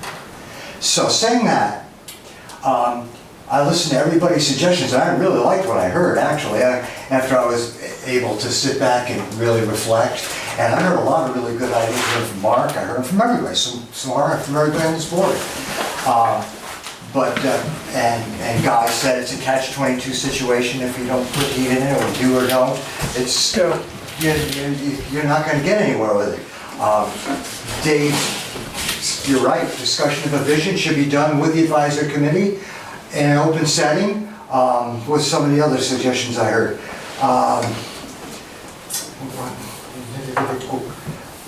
Gwen would like more information. You thought that the last 2 meetings were great information, informative to you because you weren't really familiar with a lot of it. So my main suggestion, my main thrust is, and the idea of putting a mailer out in the tax bills. Not so sure if I'm in favor of that. And my reason for this is, you all can see if you agree or disagree. Tax bills aren't really such a great issue right now. Everybody gets one though. I know that. Free mail. But they're pissed when they get it, excuse the expression. And if you're trying to do something where you're trying to entertain more people to help out, they're gonna like, there's a tax bill, there's a, see you later, have a nice day. Am I wrong? Wrong for me. What? Wrong for me. Yeah, I think tax bills, they're gonna open it and read it. Okay, okay. That's I my, don't get pissed. I mean, why get It's pissed? like You're being Don- taxed. Well, It's it's like- going up a lot, Jack. Well, yeah, but For the everything's chunks. going up. Okay, It's so, like Dot said, it's one way to get a message out to the 500 people that don't come to these meetings. Oh, don't disagree. Or don't have a computer to look at the I agree. websites. I agree. So- I was just having my question as to whether to put it into the tax bill or not. Yes, that's other, it's like she said, we are already paying postage to get those tax bills out. If we put a little insert, it's not making us do another mailing of 500. Yeah, I understand the cost, believe me, I. So, that was I the am- whole- I like that, but yeah, I want to have effectiveness. Then my main suggestion is that since we've got a limited committee, with only 2 people on it that haven't met since July. 3 people. I'm sorry, Mark. Sorry about that. That haven't met since July, basically. My suggestion would be sometime this summer, maybe after that thing that we're planning in June, that we have a warned meeting with the advisory committee, anybody in the town, and us, in the church, to discuss the vision of that building. Sure. Just Not a select specifically board. for that reason. Specifically for that. Special meeting. And another thing is, being in that building, issues have come up about insulation, where to put it here, other than the people that have never been there before, we can warn it out to the entire town. Or we can even make it somewhat of a party atmosphere. I'm using party in quotes, meaning having some food or whatever, Yeah. drinks, whatever. And invite everybody in the town to Coffee and donuts. whatever.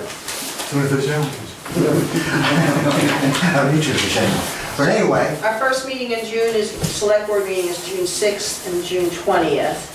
Saturday is 2nd is the other, so. maybe mid-July. We gotta be careful because once we get to August and you've got situations with people, Well, July, we're Going only got one already- meeting in July because they've already canceled Right. July 4th. but I don't wanna make it a select board. I wanna make it like a town Right, meeting exactly. for that particular Just purpose. for the meeting house. Well, if you wanted to come up with an agenda and PR and stuff and get it to us early enough, we can certainly advertise it. Okay, I've spoken my piece. I just like to get away from not enough time, let's go slowly. We got 13 months till the next grant. Sure, and I'd like to get some answers this summer. I have a question. Yes, sir. Maybe Nelson, you were on the committee, so maybe you would know. To what era of character is it being restored in the church? We So are we looking to, like, we're talking about benches, I know there was something about maybe the movable benches. When I went in there for the open house, That's where we it met. was last set for what, the 1940s, right? Because isn't that when they last used it? They stopped using the They used to church. use it once a year. Newfane Church used to come over Oh, and yeah? keep it active as a church, so once a year they would have a service here. Oh, okay. See, there's a lot of history about this that you folks don't know. I was on the original committee that, when it was transferred from the Ladies Benevolent to the Restoration Committee, Uh-huh. and we sent out postcards, and we got people into church, and we had somebody from the state come down, and we took suggestions, and it went no place. Yeah. We had a couple of people from the select board come, but it really was beating our heads against the wall. But somebody should write a history of the church up until this present time, what we've done to try and restore it. Should be sent maybe, or available to the town, maybe at town meeting, so they understand the history of the church. There is a small brochure. There You're is. talking about that. No, there is, but I'm But you're talking about expanded. what's happened since, like when Pat Lou was very active, they painted the whole sanctuary. They did a lot of work Yeah, they do. in the 70s or 80s. Yeah, they did. And then nothing happened, and then our group came in and we tried to do a lot of stuff, we just didn't have the young people to help us. Uh-huh. The older people just couldn't do it. Now, Guy, you have a bunch of historical stuff related to.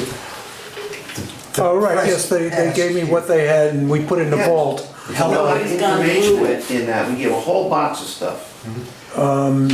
Nobody's gone through it. That's what somebody Leanne needs said to she was do. hoping to be able to do that Yeah. sometime. I think Because that's like a timeline of what happened since the beginning of the church. You know, people were injured, I think somebody was killed when the No, wall. almost. Okay. Oh, Brick So- stopped it. Right, so that there's all kinds of historical information that is a timeline, but if you brought it up to date, people would understand what you're trying to do. Just Well, I as, guess that is the question, and to Chris's question, to some extent, and maybe to yours, that's partly, is what are we trying to do with that building? Right. Because it just seems like the same efforts every decade or 2 decades Right, and it happens, stops. and it never progresses beyond exactly. what it was. I think you can preserve I've got an the idea. structure without, but make it usable for whatever, you know, so. That's what I was driving at the last 2 meetings. Right. Oh, so I hope I was clear about that. And I hope I was clear about the fact that we weren't gonna change it historically. I mean, I went to enough discussion and lectures with the people on the stage, and cousins, I can rattle off names, it's not beneficial. And they were quite clear about what to do and what not to do with the building. And Pete Newton too as well. And you just don't start putting a second floor in and making all these renovations. The whole idea is to keep it as there are certain things, like when we were applying for grants, there's certain things that you couldn't do without using an upgraded material. You just couldn't get away from it. But in every instance, you always try to use this, like when Peter Meyer got the glass. Right. He went online, found period glass, and he did that. He was wonderful. I mean, geez, that's beautiful stuff. So that's the intent. I don't know if I've answered your question, but the idea is to keep it in the way it is, except add heat and expand the building without changing the nature of the historical part of the building. I had an interesting question. I know Scott from the Newbrook Elementary School long ago, well, many years ago, the student body or the young kids put together a magazine and they talked about our town. Oh, yeah. And I think that would be an interesting project to give to Scott to see if someone would like to take the church I and saw do that. a I know storyline. Yeah, That's a wonderful idea. they interviewed all the older folks and talked Yeah, about the old days. yeah, and I think that might spark some interest with the young guys, and also maybe some adults who have their children writing stories would be interested in seeing it themselves. Yeah, that'd be good. That's a good I'm sorry. idea. So taking the information, getting the kids to put Yep. a pile of that. Yep, they could meet here Saturdays or whatever, however you arrange it, we have enough stuff in there that they can look up things, and you'd be surprised, once the ball gets rolling, you get 4 or 5 really excited kids, they'll do it, I know they And will. we have, what, 60 or 70 kids? then? 45 kids in there, Okay, I'll talk to Scotty. yeah. I think that's a wonderful idea. Good idea. I'd be really, it's a little late this year, it would have been really nice to have it for this thing for the summer, but that's okay. You know, it's a good Yeah. idea. This is all about getting the community involved and getting people to like the place and get people using it. Educating them. Yes. Well, you know, one of the things that came across, now, New Thing and New, you all heard of that before? Yep. Okay. New Thing and New, they do several projects and they're having a potluck next Tuesday, anybody can come in. Monday, Monday. And here's from the, 6 to 8 p.m. at Union Hall. okay, well, here's the thing. Full disclosure, I'm part of that organization. That's what I want to say. Christmas time, New Thing and New had the children of the town, and the Santa Claus was from Brookline, the petting zoo pony was from Brookline, the person who drove the horse and carriage was from Brookline. There was a lot of Brookliners helping out New Thing and New. Now, New Thing has got a population 3 times the size of Brookline, and it's sort of a different kind of mix of people and such. So while I was tempted to say, well, I would love to go find out how does New Thing and New keep it going. They have the same problems we do. Of course they do. They have the same problems. Guy will tell you that. Yeah. Why do you think we're having a potluck to try to get people to help us? But when we get to the point, But you have to create the excitement, you gotta do You gotta offer something. food. and you have to have somebody that's Everybody shows up. specific in the committee, other than going from grants or dealing with work on the building, to do programming, to Vision that's it. development, that kind of, that's what This is. Grassroots stuff. Yeah, No John for Sarah, much. Sit in there. Well, we had there was a committee for, we gave out grants for people to kids go to soccer camp or whatever, I forget what it was called. Youth community, a community committee or something like that, we raised money. We sponsored the picnic. And Archie and I and Julie and Archie's wife, Lori. got together and got this program together for fire safety. We had movies, Archie made those big cookies, you know. We had brochures, we had fire extinguishers, we had to go through the whole thing. We actually had a fire extinguisher demonstration where people could actually, Great. you know, and not one person showed up. Oh, Jesus. Oh, Not one person showed up. and that's why people. We were defeated, we said, never again, forget about it. Oh, And we, you know, we didn't have the email system then, but we put up posters and, you know, put it in the paper and stuff, and nobody showed up. and years. And that's discouraging, when you go to Yeah, that Shepherd, and Yeah. any organization has the same problem. Yeah. People are so busy today, they got kids here, kids there, Yeah. meetings to go to, it's just, it's hard, there's no easy answer. It's making a living is hard. It is. We're working on it, Gary. I know that, it's Just just, trying. And I like that idea. I'm gonna talk to Scotty about it. I have that book. I swear I have that book. Yeah, we have that. I'll bring that over, I'll bring that over to him and show it to him. And maybe if I can get him, light a fire on him, if he's really into it, then we're on our way. We can get going on that. I'd be really like that. Okay, we have a member of the public suggestion. Peter? Anita Raphael does communications, or PR, or whatever you call it, for the River Valley and the West River new merged districts. And she is very busy at this. She She likes. has her fingers on all the websites and newspapers and discussion boards. Uh-huh. And she keeps the public up to date with what's going on, like with Bucket News. I guess she's from Mooresboro. So the Bucket News, the Front Porch Forum, and stuff like that. So when we So have if an you- event, we can, See, these days, information isn't worth anything anymore. What's happened is that now, stuff that excites you is, all the media have gone to that. You can't even get any news anymore. Listen to NPR, they'll give you the same half-inch depth of the story for a week. uh-huh. And nothing, every once in a while, a special report on something. But it's all about capturing attention now. Yeah. That's why we have the president we have. What's Anita's Don't last start. name? So, Don't What's start. her name is Raphael, R-A-F-A-E-L. Anita. Anita Raphael. And I can get you her email, but you can also find it on the WCSU site. Uh-huh. we Okay. did see that Bucket, that's from Wardsboro, right? Bucket list, They yeah. have a huge newspaper, has advertisements, it's Yeah. incredible. That's a lot of work.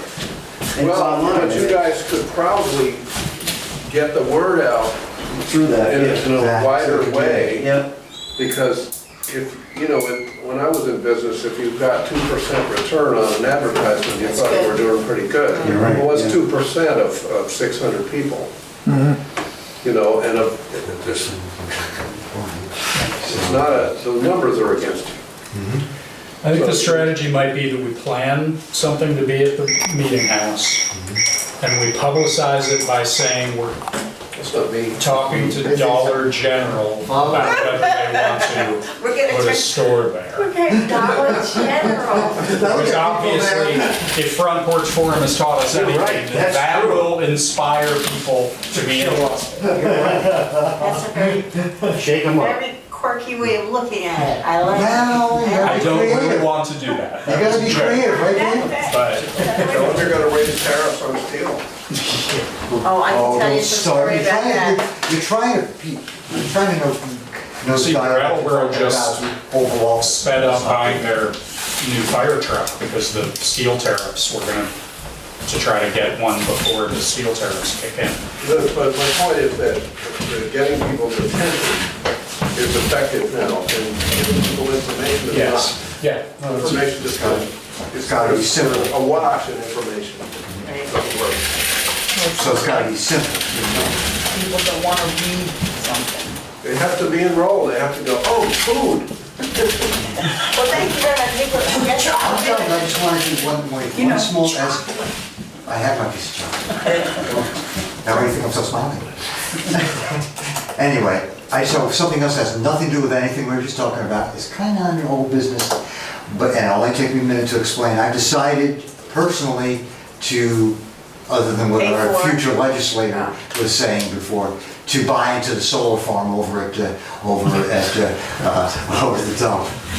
We're going to be buying about 24 panels, and by the end of September should be just. So we can come plug in at your house if we need to. You're not plugging into nothing. But I just wanted. Plug in my house, I've never had trouble with electricity. Oh, you don't have, you're off the grid. Yeah. And So you're serious, you are putting up, No, he's not putting it up, he's Gonna buy into it. Yeah, you can buy If into anybody's it. interested in the information on it, I can tell you all about it, but, you know, it's up to you. After the meeting, I just wanted you all to know that I was doing that, Okay. just for that reason. You want that in the minutes? You want that in the minutes? I don't care. Doesn't matter, no.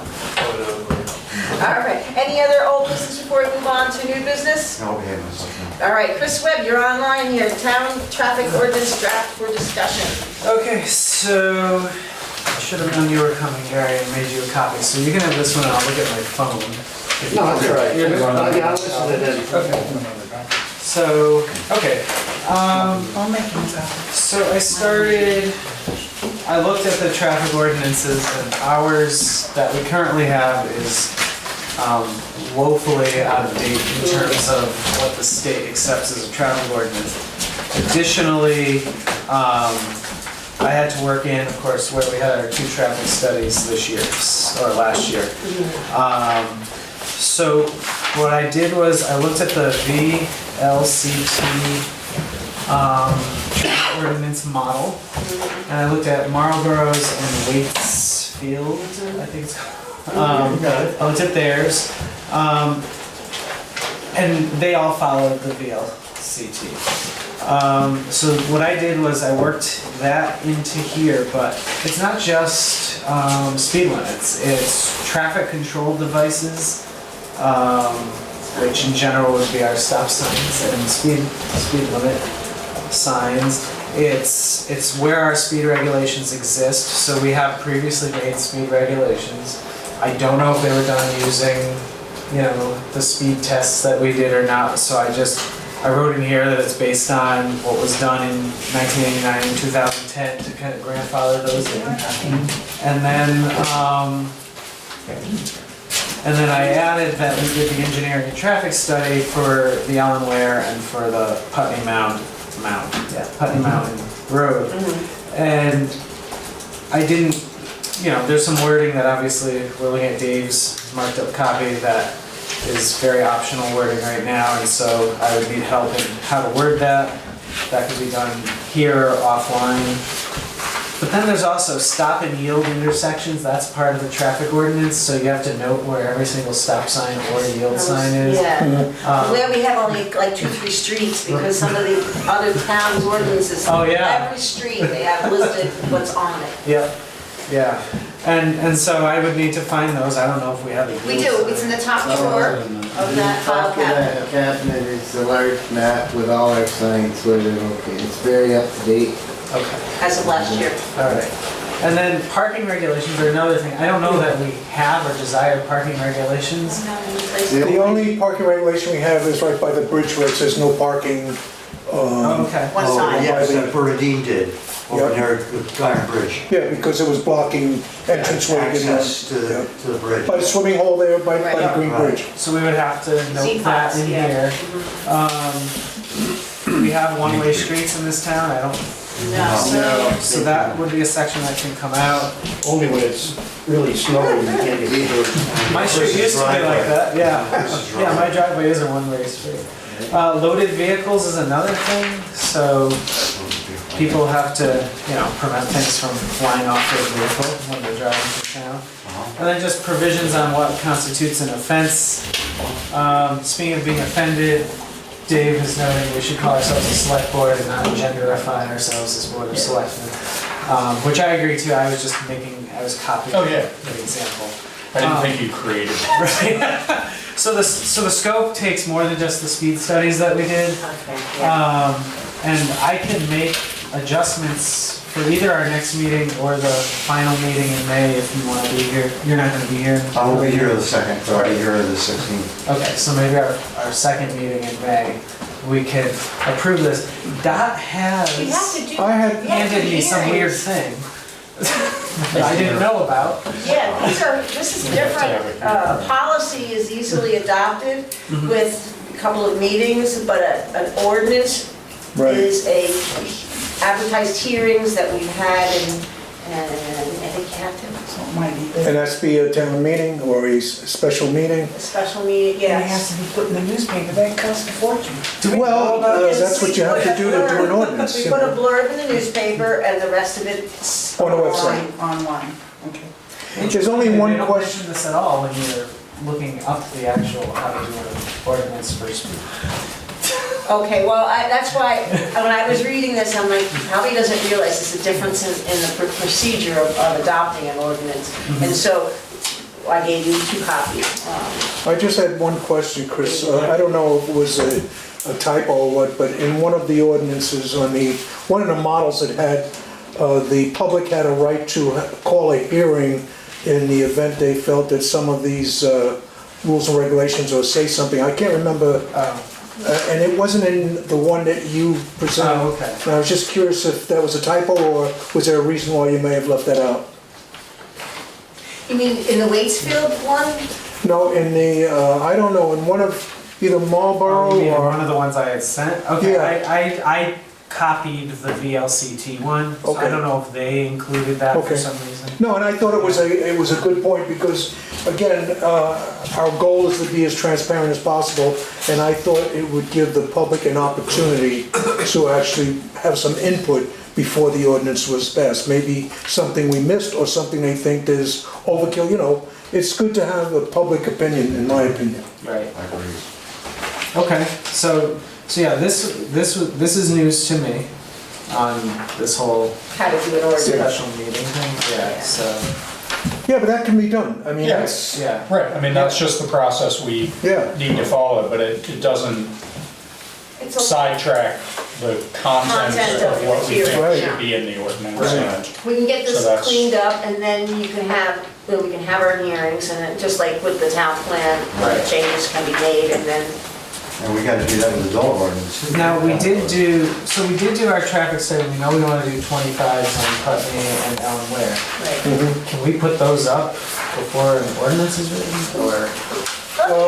Do we have signs in stock? I do have some 25s, yep, in stock We know there. where we can rate a couple of signs. I don't think you can put a sign up until it's passed as an ordinance. Yeah, the ones that I are- think so. I don't think so, because that would open up a can of worms. People would be putting signs up everywhere, but I don't know for sure, so that's speculation on my part. One of us can give a call to VLCT and see, in fact, can we change speed limit signs without the ordinance? I know the ordinance requires a speed sign every time you go past an intersection, so that you know that it's the same speed. A lot of stuff in the laws, but I can look that up, we'll find out tomorrow. I have a question on I've the, stored the new orange handbook in this top drawer. Oh, okay. This actually came today. oh, I can throw my old one away. So this would have the rules On the to roads. what we need to do to change speed limit Okay. or create one. And also, the map is right here with all our signs. It shows Everybody on the board used to get every sign. Awesome. So feel free to give that to them there. Thank you. Gary? Under Article 4, speed regulations, it says on the basis of the 2010 ordinance, they established these. Was there another traffic study done since 2010? Yeah, we did, Just we what we just did did last last year. year. As far That's as what I we know. did, okay. And on the basis of that study, you recommended town highway number I don't know what it is, but it's the Ellen Ware. Ellen Ware Road, okay, and also on Putney Mountain Road. Yep. And that's what you're recommending, or is that what the traffic study recommended? That's what the traffic study recommended. We can only set as low as 25. Right. Yeah, and right now, people can go 50 on Because it's not those marked. streets if it's not marked. So Ellen Ware isn't marked. But doesn't the sign saying 35 unless otherwise posted So when I cover talked all the to, roads? when I talked to the, who did I talk to? I talked to someone at V-Trans last year. Yeah. And she said, those don't really count. Okay. I think that's a sticking point for our Okay. town, you know, Okay. but they don't really count in terms of like what someone can do on the street Legality, that's far yeah. away from where Right. that sign is. Okay. Yeah, because you can come into town from Athens and not even go past the 35 miles sign by the Green Bridge and go up Putney Mountain Road and never Right. see it, and it's not marked. Correct. Okay, I see. Or you can come in through Townsend Townsend, on Ellen Ware and just go around the other way. and just go 50. Go Well, see, 50, Hill go Road fast. is funny. They start out as 40 and go to 30. Why don't you just have it 30 all the time? Yeah, I don't know why they don't. There's All no the way reason- down the road? There's no reason to have them get up ahead of steam coming by Cynthia's, and then when they get to Howard's, they gotta slow down to 30 miles an hour, because they never do. So you're saying make it 30 all the way up? Yeah, 30. We In fact- can't, that's the thing, we Yeah, we can't can't- just say we're gonna make it 30 miles an hour. Why not? I don't They understand. have to see the Because we have to quality, do the studies. vision, the sight line, the quality of the road, Gotta be criteria you have to meet. all those things are part of. Can't you go back and what find out who had a traffic accident right by Cynthia's, and they were going way too fast, and Johnny Swing hit this person coming down Hill Road? I mean, there has been accidents. And I think, and there definitely are, and I don't think that we're necessarily discounting, reevaluating Right. the current, but I think our priority, we felt, was to establish speed limits on some of these roads that do not currently. Ellen Ware does not have an established speed limit. Correct. Was never in an ordinance. Okay. The upper part of Putney Mountain Road Okay, I has no understand. speed limit. So Okay, that was, that's why that you're was, doing this. yeah, we had to be a little selective Okay. with the regional commission on where we did studies when we did them last fall, so that's what we started with. Okay. We're just learning, we can modify. Yeah. Because I think on one of the other ones, it says, this ordinance was adopted by the select board, blah, blah, blah, on October 1987 and amended in 1997 and 2002 and 2000. So we can amend Yeah, our right. ordinances. Yeah. They haven't been touched. But they have to have a traffic study to. Yeah. Yeah, there's a problem. Yeah, and the thing that's a little Yeah. weird about the traffic studies as well is what the traffic study tends to do, and I think we experienced this with, is that it establishes the percentiles of what speed people travel on that route. And how long is that So study it done? doesn't for? necessarily Yeah, it could make it aid appropriate, you yeah. in lowering 3 days really existing doesn't speed do limit. it.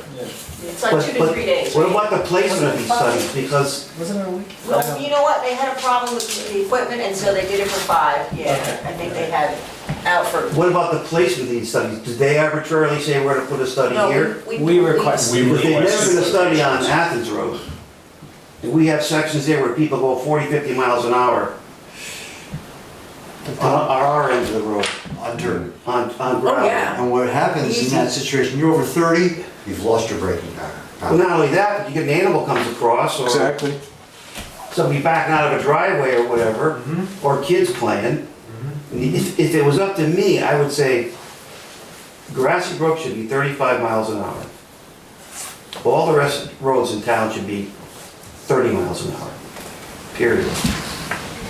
Because people are gonna go 5 or 10 miles above the posted speed limit. We thought we could sign this, but we were told we can't pick the speed. It has to go through. Then you There's a can take process. into account the character of the neighborhood and things like that to help aid with the speed, but when I asked about even just doing that, the V-Trans was like, no, you need a study. Because I think what it does too is it provides it with like, almost like legal heft that. Right, exactly, I understand, it just doesn't make And sense. then there could be a negative result on some roads that are straightaways if we do a study and they say, well, your 80th percentile's 50 miles an hour.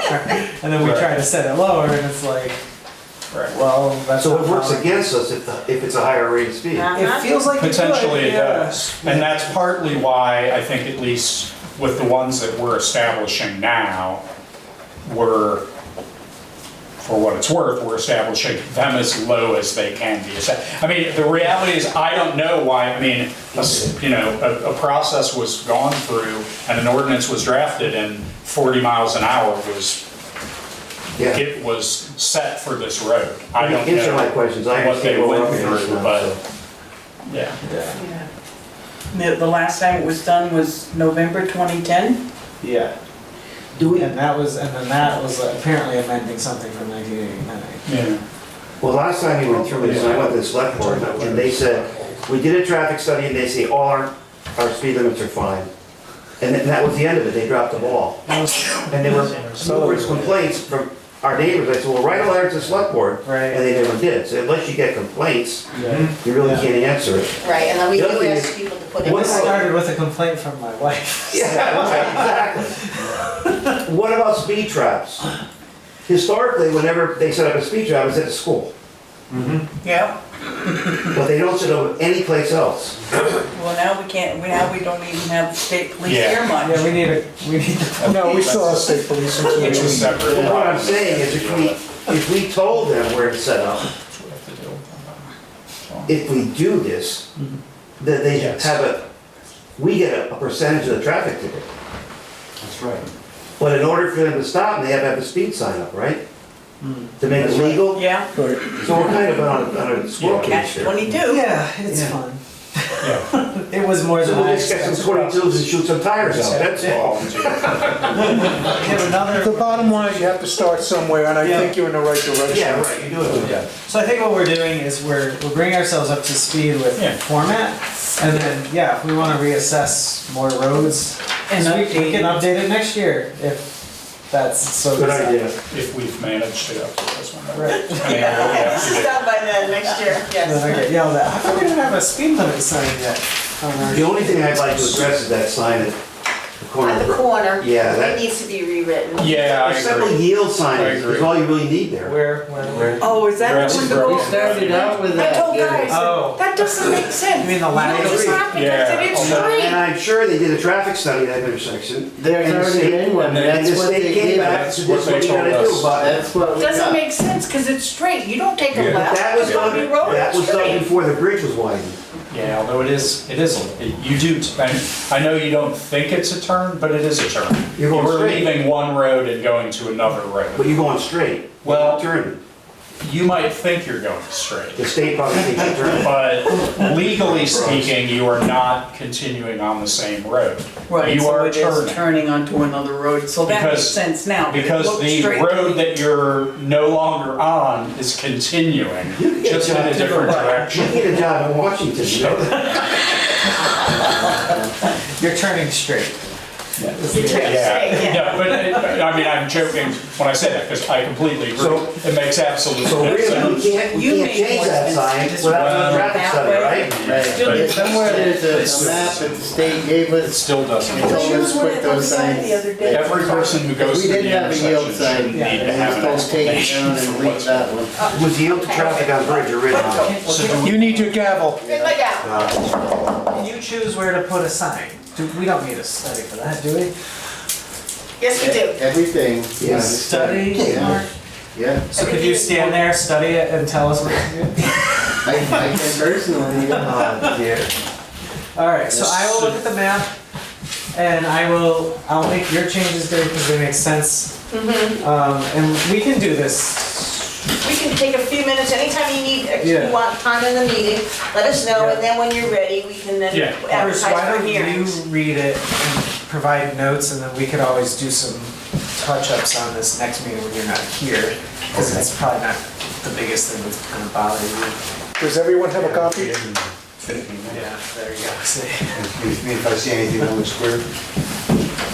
We'll use a different word, but yes. You're using the historical anachronistic words. All right, Chris, thank you very much. And shout out if you need any help. Help. I don't hear you. I don't hear you. All right, David, I stuck you in here because I need green updates. Yep, green update's coming up. Oh, the bags arrived today. Yeah, I saw that. Do you have any at home? I'll send some more. I'm sorry, do you have any at home? Did you take the? I do, yeah. Oh, okay. Yeah, I have X at home. And I still have the clear plastic Yep. bags, so I'll figure all that out. Yep, I posted all the signs. I got 0 responses from the first I was- email, so I'll send another one. I was just gonna say, I'll I ask Julie to send another one shortly.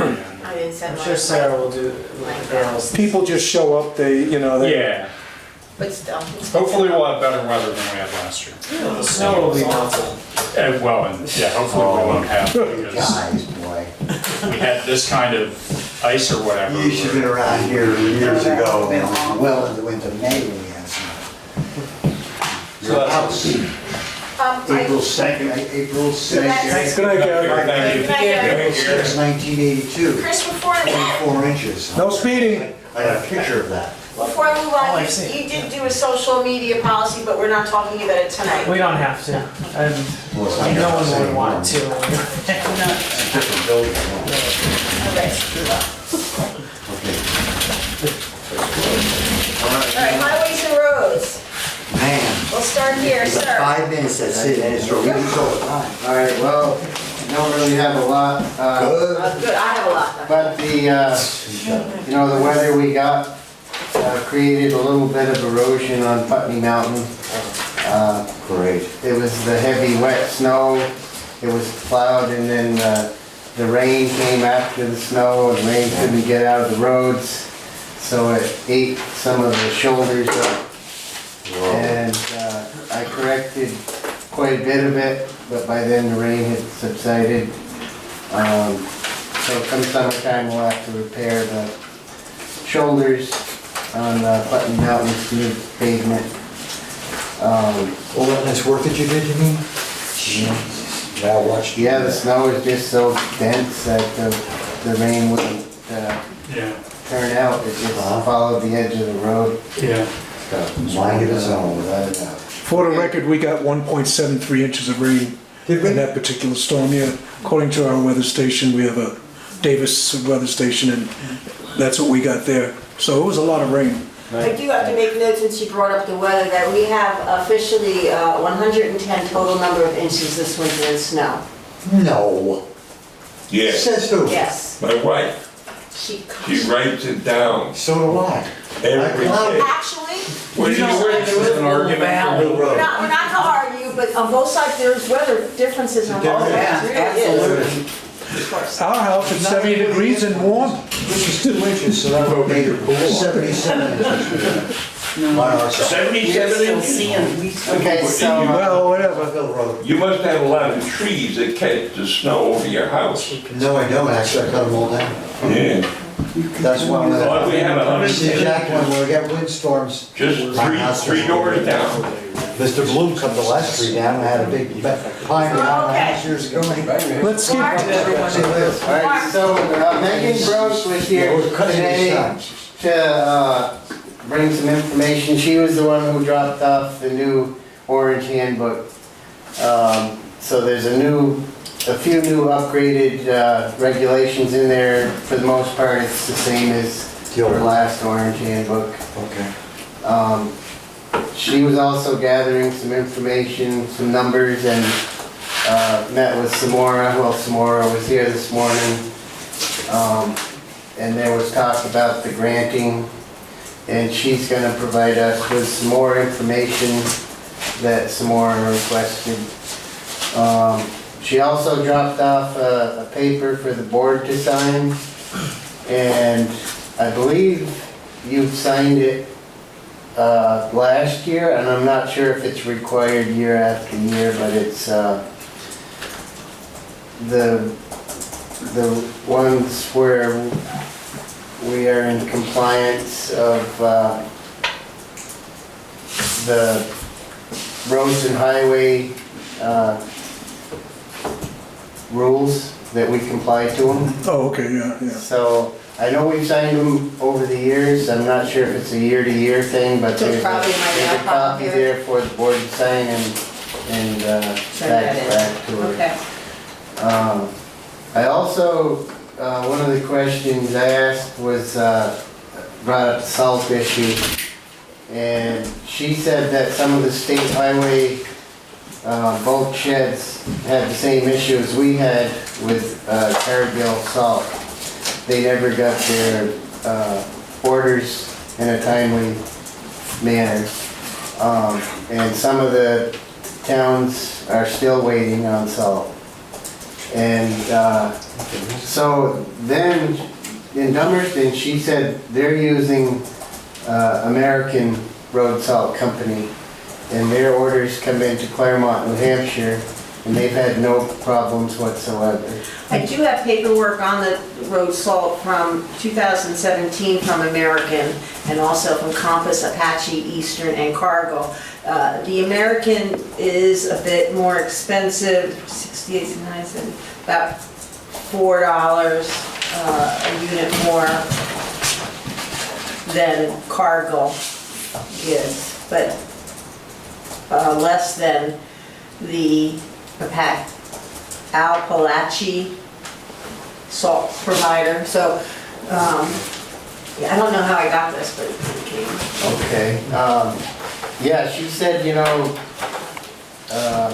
we may never see that problem again. I don't know why it exists. When I tried to ask, there was no We can put it out to bid. We did not bid this contract because we were using Cargill. Right, and it's always been good service up until this year, toward the end of the season. So I'm sure it's probably due to the demand. But it was just good information to hear that, you know, I guess American Salt Company mines their salt out of New York. She gave me that information that somewhere in New York, there's a salt mine, and their salt is transported by, I believe, train to Claremont, New Hampshire, where they truck it over there. So I just wanted to pass that information. Would that mean that there would be less chance of having that weed seed? Well, I asked her about that, and she wasn't sure. I said, well, my question to her was, do you think the salt is imported? And she said, no, the American salt is from New York, so that can't be imported. You know. But the Cargill, is that imported? Is that where we were getting that? The reason that came up, Tommy Brooks is the one who told me about the poison parsnip plant which grows. And he's the one who went online and pursued where does this poison parsnip come from. And he said it's a Chile, came from the country of Chile, and that it's transported by sea through that salt. Well, we don't know if that's... But I don't know if Cargill buys that, you know, if it comes from another country, I don't know that. Well, last year it was it was in September where where they sent us information about their salt. Sure. Yeah, I'm unsure about pricing, if it's a huge price difference, but the way Archie talked, the different guys he talked with that were using the American Salt Company had no issues getting salt all winter. Okay, that's good to know. So, price and availability, you know, two different things, but,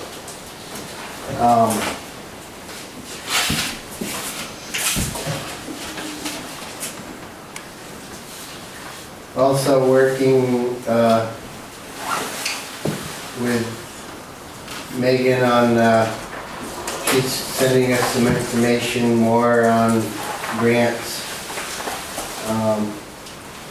So, one of the questions, she asked if there was anybody else going to be at the meeting today, and I made her aware that Archie was no longer with us as the road commissioner, and that he was going to help us out on 3 of the jobs that we're going to be doing. And so I just, is there anyone of the select board in particular, if I am asked to meet with a highway official, does anybody want to set in on those meetings? That's a good question. should I just gather information, come to the board, and then go from there?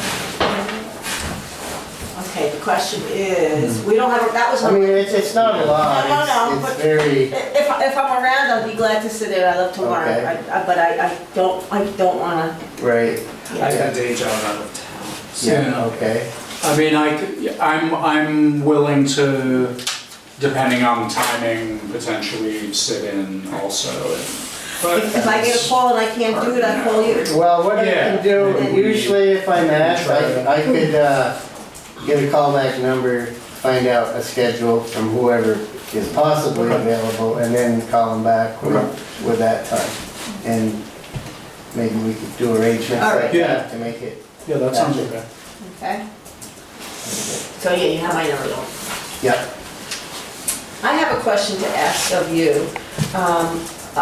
Guy had forwarded this back and forth, and it has to do with the box culvert on Grassy Brook Road that has to be recasted or precasted. Has Archie responded, and are they yeah, working on that? 'Cause he's working with A&R, and he's talked with everybody so far that this issue matters to, and he's on top of that. Okay. With me. Sure what that is. Hold up. So yeah, I think we're good there. And I also talked to Megan about that because part of the approval, they changed the diameters Right. of the inside, and that was okay with her department. And as long as it was okay with A&R, things are moving along on that.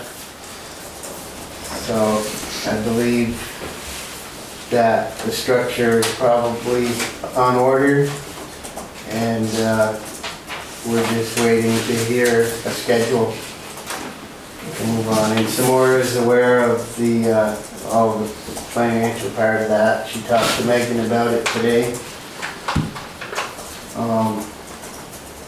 So yeah, that one's a go. Good, okay, I wasn't sure, because there was some question about they were waiting on the precast size differences and. No, everything has kind of been questioned and passed. So, yeah.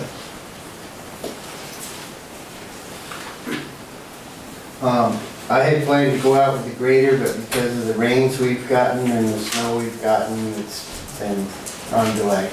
And I was asked today again, is Putney Mountain open for traffic? And people are using it, but I wouldn't recommend it. Yeah, that would be another sign I'd like to see modified that says May through October. Yeah, I noticed Townsend's are a little bit later, so I think later would be better.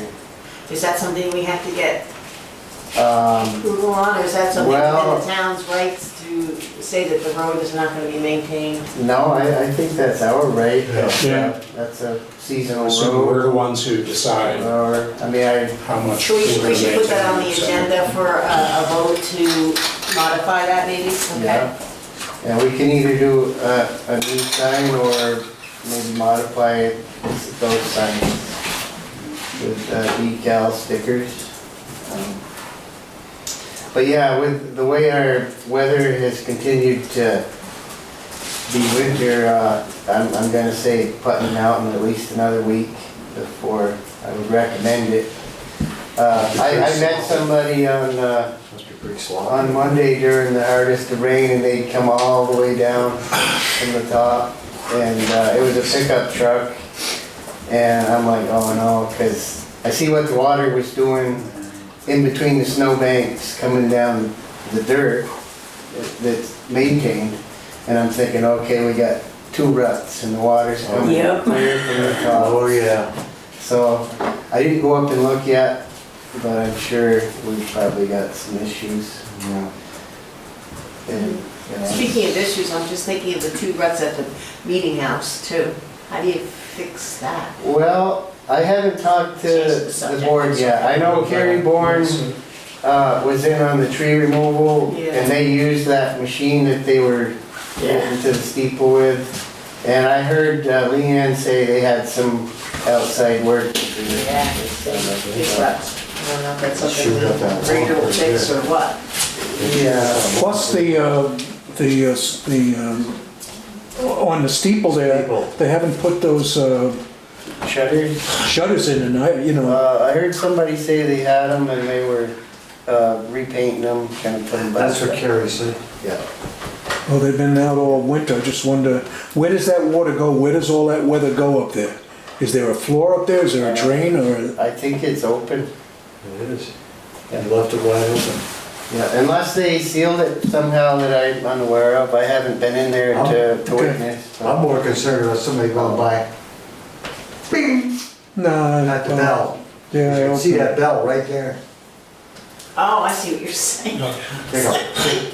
Hey, No. all the guns in this country, there's over 300,000 guns in this country, there's always a target. You should see in state of Kentucky, all the signs, bullets and all that. And as I keep mentioning, it's been such a gradual thaw this year. Our mud season in Brookline has been exceptionally mild. Hardly any rutting on the Athens Road. Good. I think the snow has pulled frost out, the rains have pulled frost out, and just the mild warm-ups during the day and the cool nights have slowly faded away. So I have a quick, is anyone still sugaring? oh yeah, So it's really been a good season in it. it's been Really? out of the ordinary. Into April? Yeah, Holy yeah, Lord. the sap trucks going out of Brookline every I day, thought I saw all day long. Wow. Yeah, I've heard of some guys ran out of wood. Yeah. The guy that's taking this sap out of Brookline uses oil to, I got free wood I can give them. and he's had to buy oil 5 times. Rumor had it that he's, Oh, that's a good thing because it helps the state's economy. Sure yeah, does. yeah, It's been cold enough? Really? yeah, it freezes at night. Oh, at night, yeah, it's been, Some nights it's just barely Just enough. frost and others, but yeah, if it gets above freezing, sap starts running. yeah, 26 at night and With 35 snow for in the woods and, you know, a little bit of warmth in the day. Bingo, runs. All this Interesting. rain, you know, it's a record maple season Great. from February Maybe a till little now. price, I don't think that's that bad. Yeah. All right, I was just curious. $5 I a just, gallon. Yeah, $5 a gallon. Yeah. Yeah, Anything else, sir? No, I think that's it. All right, now we get to my favorite part. The Salt Sand Shed Federal Grant discussion for hiring a municipal project manager to the Wyndham Regional Commission and such. All right, Samara emailed to all of us a link with some information on the pre-approved at the ready municipal project manager services for municipalities that the state has available. So I went on the website and I started to read through I think there's like, I went through 3 5. companies, I think there's 6 companies there that have a big, I have 4 here, that have a big,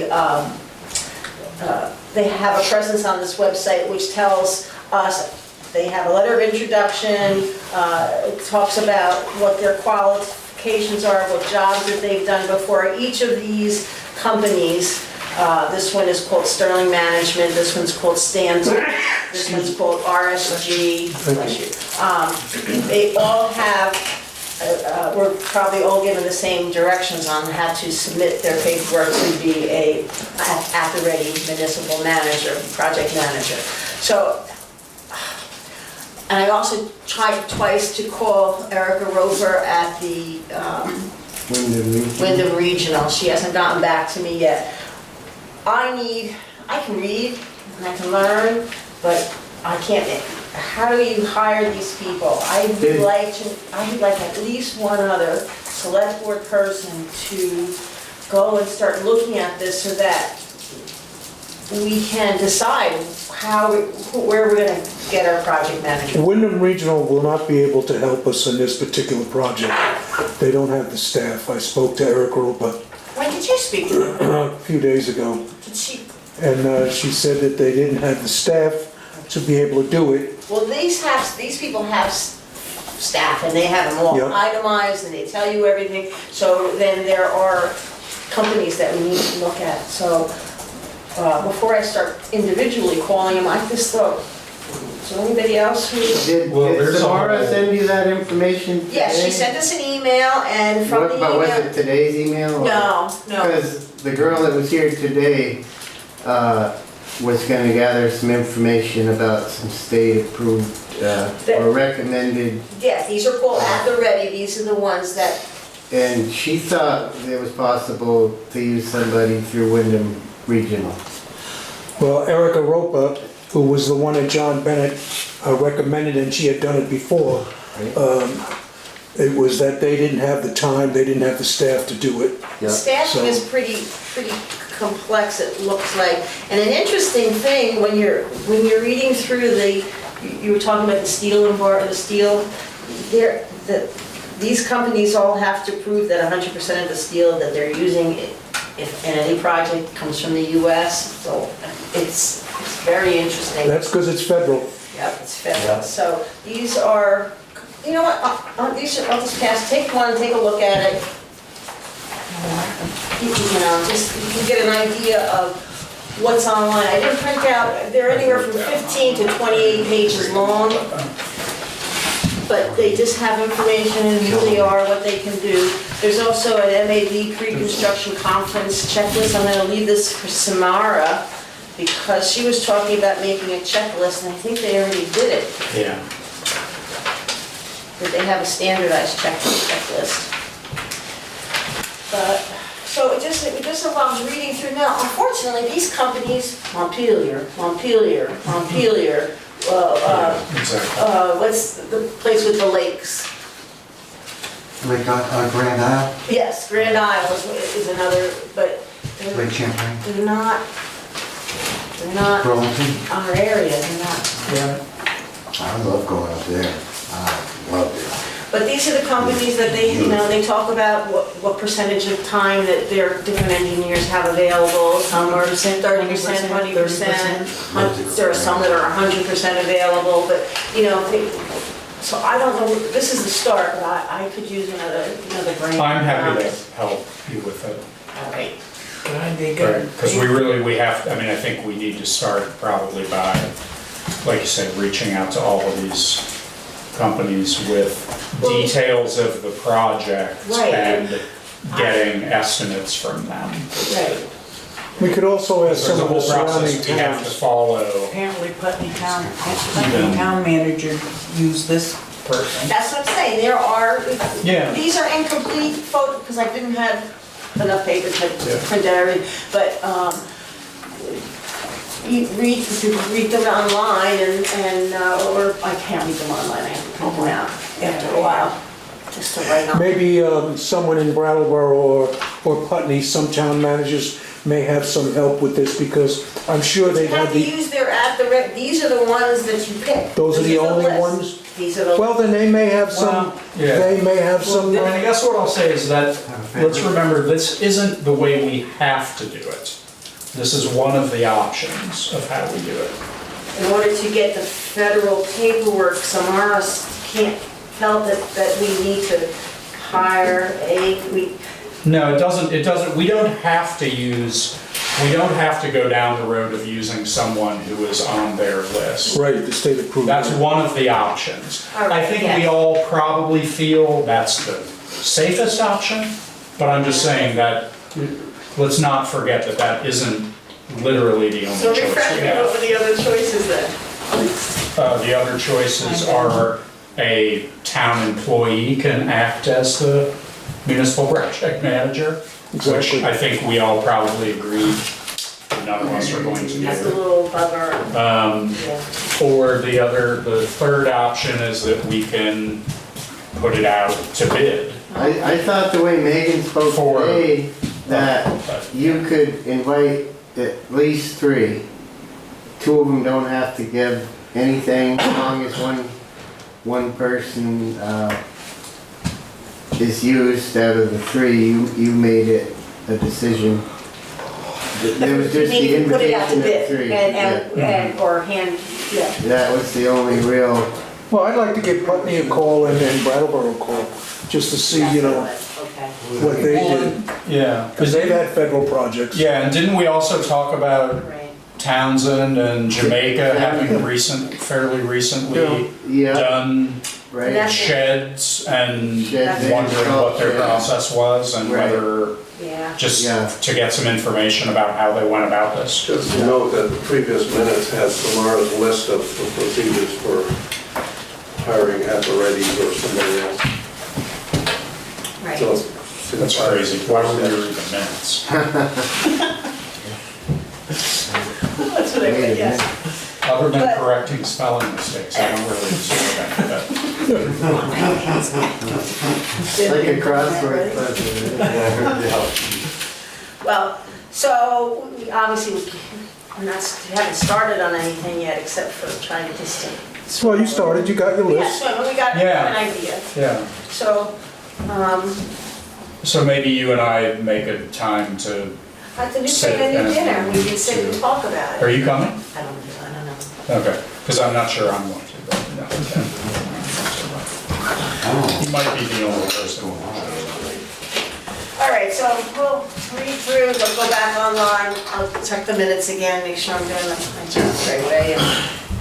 But, Samara did lay it out. yeah, she Yeah. did, and this was Yeah. one of the things, and Yeah. I procrastinated, I looked at and I started clicking the links, and then these resumes were coming up, and I said, oh, these are long resumes, and so I just printed out the ones, pictures I felt I could consume in a couple of days.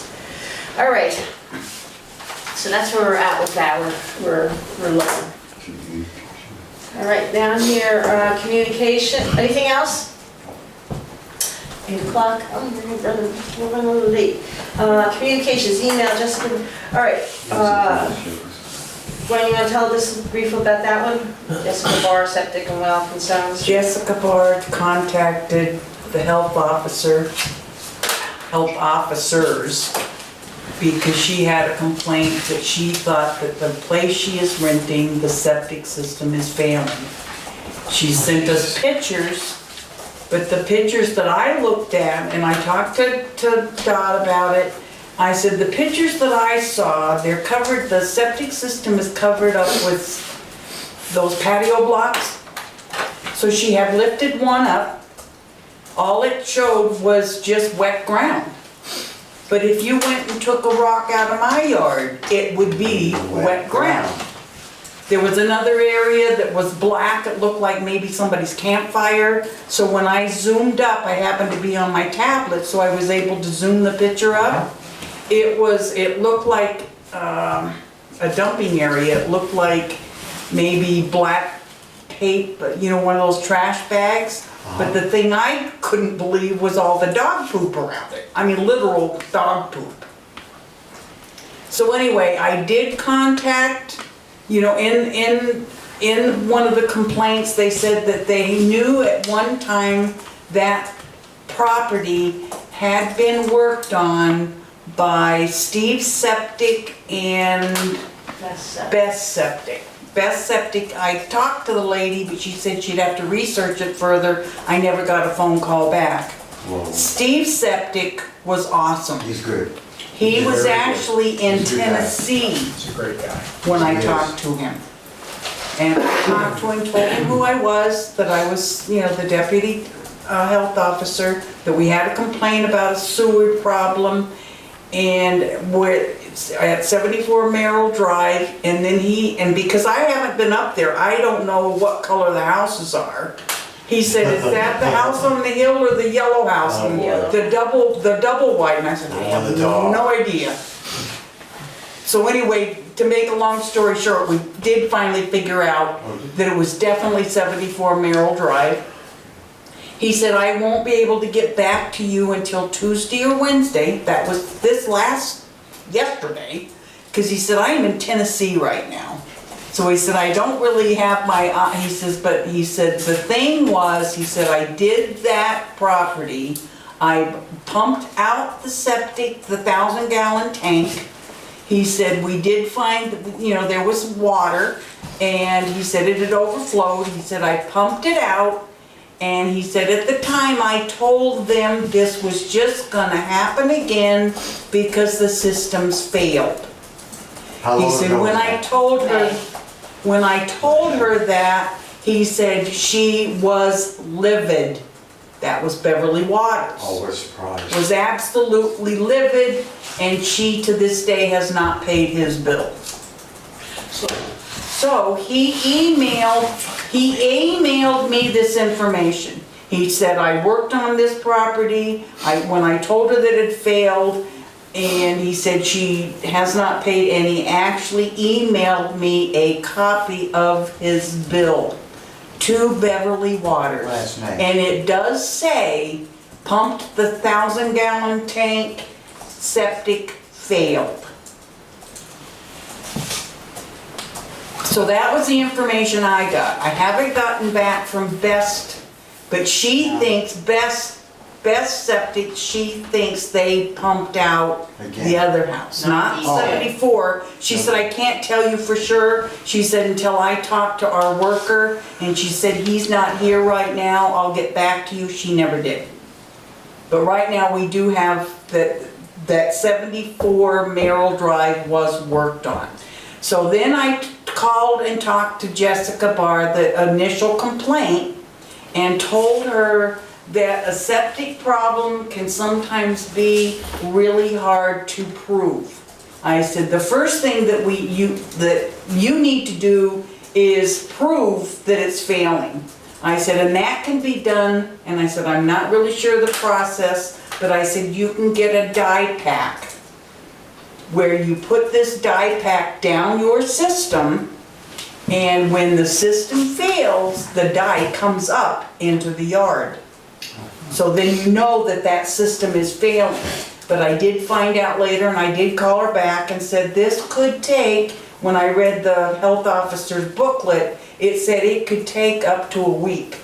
Because it may take 3, 4, or 5 days for it to show up. To go through the system, sure. So I did explain that to her. She was supposed to get a hold of the DOT, but she is in the process of trying to prove that the septic system is failing. The problem is she's only there till the end of the month, And then she's gone, right? and then she's gone. To- But it's kind of the Hatfield and Same McCoys Jessica, up there. right? Yes. Yeah. So right now, we've got the complaint in. I did research it.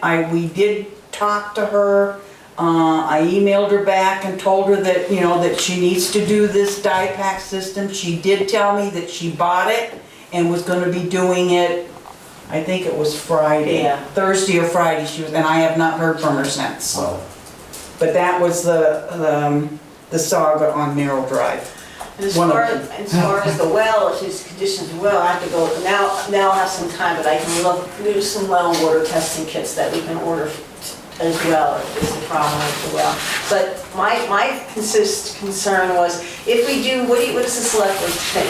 If we do have a verified copy from Steve Septic that said that the system failed in May when it was pumped, shouldn't we as a town or town office, do we write to Mrs. Waters and say we need proof that the system was fixed since May, or where do we? But I think first we have to have proof that Jessica actually asked Beverly Waters to fix it. If she doesn't know that there was a problem, which we know she knows, but say Jessica did not say. Right, has she informed her landlord? And that of I this do not problem? know. So that we have to talk to her. That's a question for A&R. I mean, No, not A&R, it's a question A&R. for the Jessica. Did you tell your landlord there's a problem? Right. You have to write. And I know she's gonna say, yes, I did. But we don't know that because she did not tell me that. Here we go again. Well, but then I think, Guy, your point is. The Agency of what- Natural Resources. What we then do. Yeah, if they'd be very we interested in that. Believe that the system has failed. Because when this system was pumped, it was not when Jessica was there, it was the previous renter. correct. But she's leaving anyway. It sounds like if we get the state And that's how we dragged knew in on it, that's the way to go. The previous renter, didn't she write a said- complaint and told After the effect. After the effect. I got a letter. So that's how I knew that the two septic companies had pumped that out. Because this person said they complained about the system. Well- And they had pictures of the water. What's the, So the new wrinkle from previously, though, is the fact that you've been told by Steve of Steve Septic that it that he believes it has failed. Yes. So now, She has to prove what that do it we- did not fail. How do you do, I was thinking this way, Try to you know what, stay Dave? If your if you're renting a place out to you, how long would you pester him to get it done? Every single day. Right. Yeah. yeah, I mean, obviously the dynamic between them is, Oh, and that, Less as than a second ideal. thought, Steve Septic said he would not deal with her. He said she was scary. scary? All right, so, all Because she- right, I just want to communicate that we have a health issue in the same area up there, and Can we try to stay into it? That's the way to, because if you, what's the things that are same here? Last year, when was it Maybe, cleaned out? In maybe, May. maybe tomorrow What I'll month is check. this? April. Maybe So tomorrow what's- I'll check the website and actually email somebody on the health officer Yeah. website, say what is our options I'm sure now, this there's is a what process. happened. Look, what's happening here is obvious. If there's a leach field or a dry well involved, it's because after the winter, it's Saturated. no good. Because it's not able to, it's in a floodplain or something, I don't know when. Yeah. It's still, who knows? It could be poor ground, it could be ledge, it could be anything. That's called, it could be a dead. Well, it's been there a while, so. can I ask them, what were the well concerns that she raised? You know, that was a sort of a vague thing. So the with state should well. be brought in. I think the state should be brought in. Well, we are the middlemen We are the before the state. state. So what does the state want us to do? So, I'm gonna try and email maybe tomorrow, right to anyway, I the just health wanted to get it officer. on record that we have this complaint that we are acting Okay. on, and that it's an interesting dynamics that we're dealing with. And then we go to item B. Sorry, but the well, you didn't Oh, finish. the well, the she said God. she was concerned about the well. Now, the well, I know we can go and order a water testing kit. Concern, like, That what did she the say? septic is polluted, your well. Oh, okay. Which it would. Well, it depends on where the well is. Right. Right. I don't, It's on the other side of the house. It's- right, I don't think, Right. like I said, I haven't gone and Right. walked Up here. around up there. We haven't, no. Because I was asking the guy which house it is, and he says, don't go up there. I said, oh, I wasn't planning on it. No.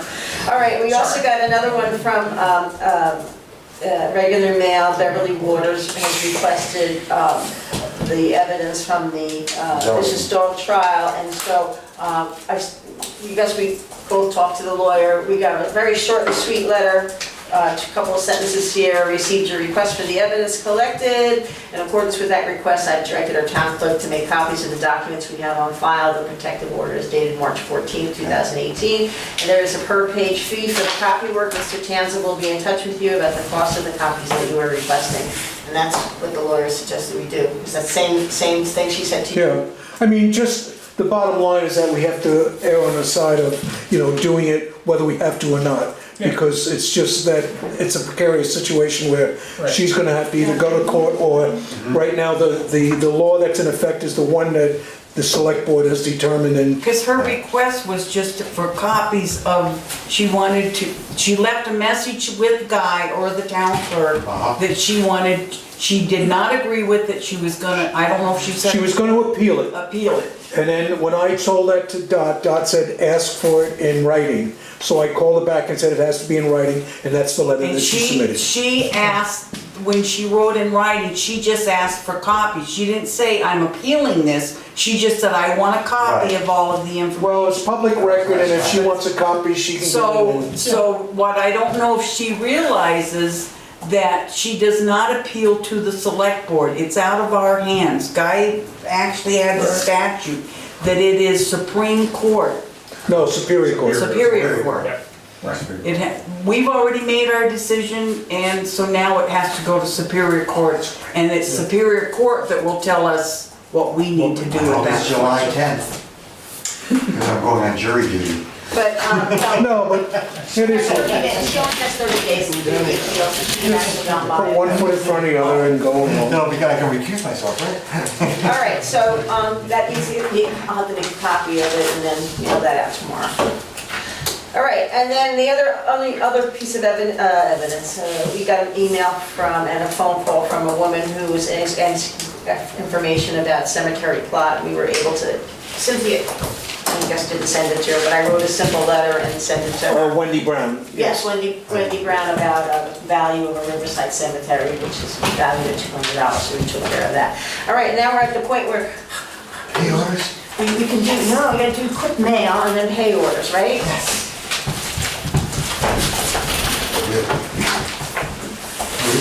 Okay. I'll just pass it around. Magazines, It's gonna be the second. zoning forum. Excuse me, because I was going on the Magazines, so maybe I'll get We have a Sevets newsletter. I'm insulted by that. Sheep disease. What's this, Chris, what industry? Oh, okay, Mark. Side. We got here, HP Fairfield, town of Brookline. Dear Mark, we have you listed on our mower rental schedule for June 18th through June 29th. Please sign and return the enclosed lease agreement as soon as possible. So that's the 2-week period of time, June 18th through 29th. What is it, is that for 25,000? 5, Is it, 6, 7, 8, 9, 10, is 11, that for 25,000? 12. It's Not 25,000. I don't, 25,000? no, I don't know, there's 500. You said 2,500? 25,000, they Oh, could buy okay. a tractor for Okay, rental 25,000. rates, $6,000. This includes deliveries, as daily rentals are considered to be a 24-hour period from receipt. You know what? This is something that we had already. Good night, Jack, All your thank you. hard work. Thank you. Thank you. It's just to confirm those dates for holding the machine so that they don't give it to somebody else. I believe. Right. So, yeah, we should do that, so we don't lose All right, so that. I won't send it right this second because I want to read it more carefully, but I will let anybody else look at it if they'd like to at this time. And then we have from Wyndham Regional, we have a letter I can cook all. I like to eat. that the upcoming public hearing for at the Brookline Town Office for the regional review of our plan will be on May 2nd at 6 PM at the Brookline Town Office. What's this? The town plan, which we Oh, have accepted, okay. the regional Okay, I'll be there. acceptance is gonna be on May 2nd at 6 PM. Okay. Put that on the calendar. Do you have that on the calendar, guys? Yes, I do. Okay, select board, please sign and scan, give to Samar or Louise. This is for the network inventory that you were talking about. Okay. Okay. This is, we, the legislative body of the municipality of Brookline, certified that we have reviewed, understand, and comply with the town road and bridge standards, public works specification standards that were passed or adopted by the select board on February 6, 2013. We further certify that our adopted standards do meet. Probably Jack. Yeah, it's Jack. Is that Jack? Got it. He's okay? All right. This goes to. You okay, Jack? Oh, Mark. He's out. Oh, he probably was pushing the button. Yeah, he as clicked far as it, this. We further certify that we do, Goes to you, what? What's the cost on that? this is an incoming mail $75,000. that I have to That must sign. be for And I to will. purchase the machine. Yeah, thank you. And It states that we're in compliance with the road and bridge standards that we set, and I think you signed it off each year. Yep. Do we all have to sign it? You want to date it? April 20th and April 18th. Oh, this is the thing for,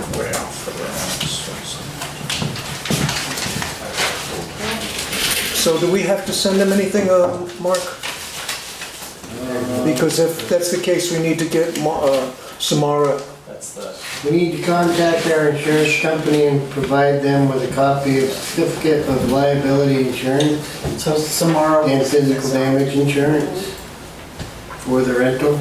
All right, so that's been approved by the select board. I'll just give it to Samara tomorrow and have her do what she has to do. Okay. Does it require any signatures? Yes, the select board does have to sign this and. Yeah, that's what I thought. Just one signature, right? Not the whole board. Yeah. just you. I think it's just, Well, it says leasee by name and title, okay. so I don't know, that's something like my name or Let me see. the town? Probably. I didn't want to sign it tonight, I wanted to look at it. There's a lot of pages. I'm gonna come in tomorrow and read this, there's too many pages here. Was it only require one signature? That was my question. Yes, one signature. Okay. So, yes, by name and title, so I can sign it and chairperson, but I want to read it, the whole thing. Yeah. Can you keep this too so we don't lose that? And that too. All right, so now we're ready to do, Yeah, Rachel's also, so. You got two different things, you sign one and correct, two different things. No, this is a letter. this is the one. There was two different things, one's still down there. Network inventory is one I have. Yeah, that's that. What's the other one? Down The here. other one Yeah. is some other V-Trans. annual financial plan, town highways.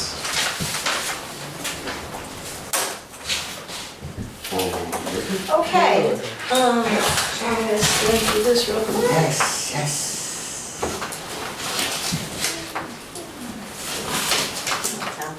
That's it on the correspondence. That appears to be it on the correspondence.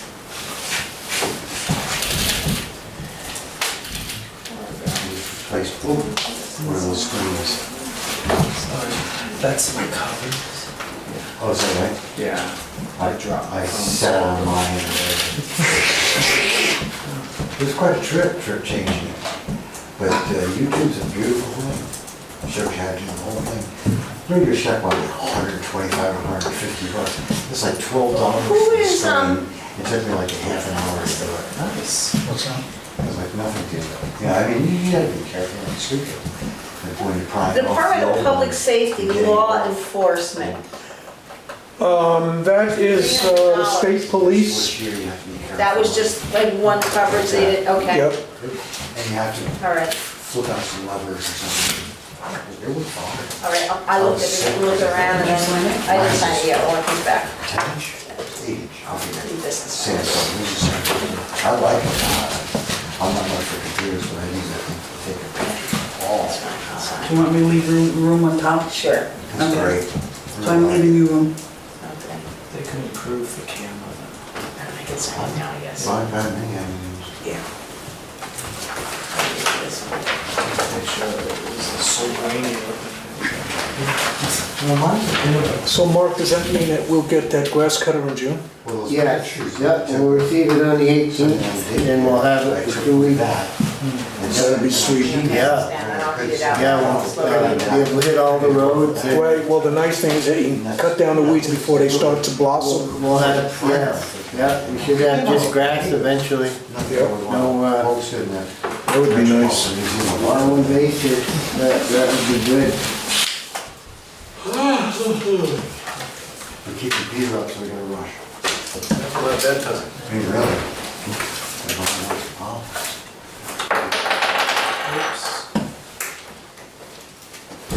Alright, here comes one. Okay. I'd like to make a motion to accept the payroll warrant 2018-41 dated 4/18/18 in the amount of $1,614.48. May I have a second? Second.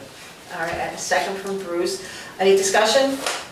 Okay, payroll warrant 2018-14 in the amount of $1,614.48. Signify by saying aye if you approve. Aye. Any opposed? Okay, so that one passed.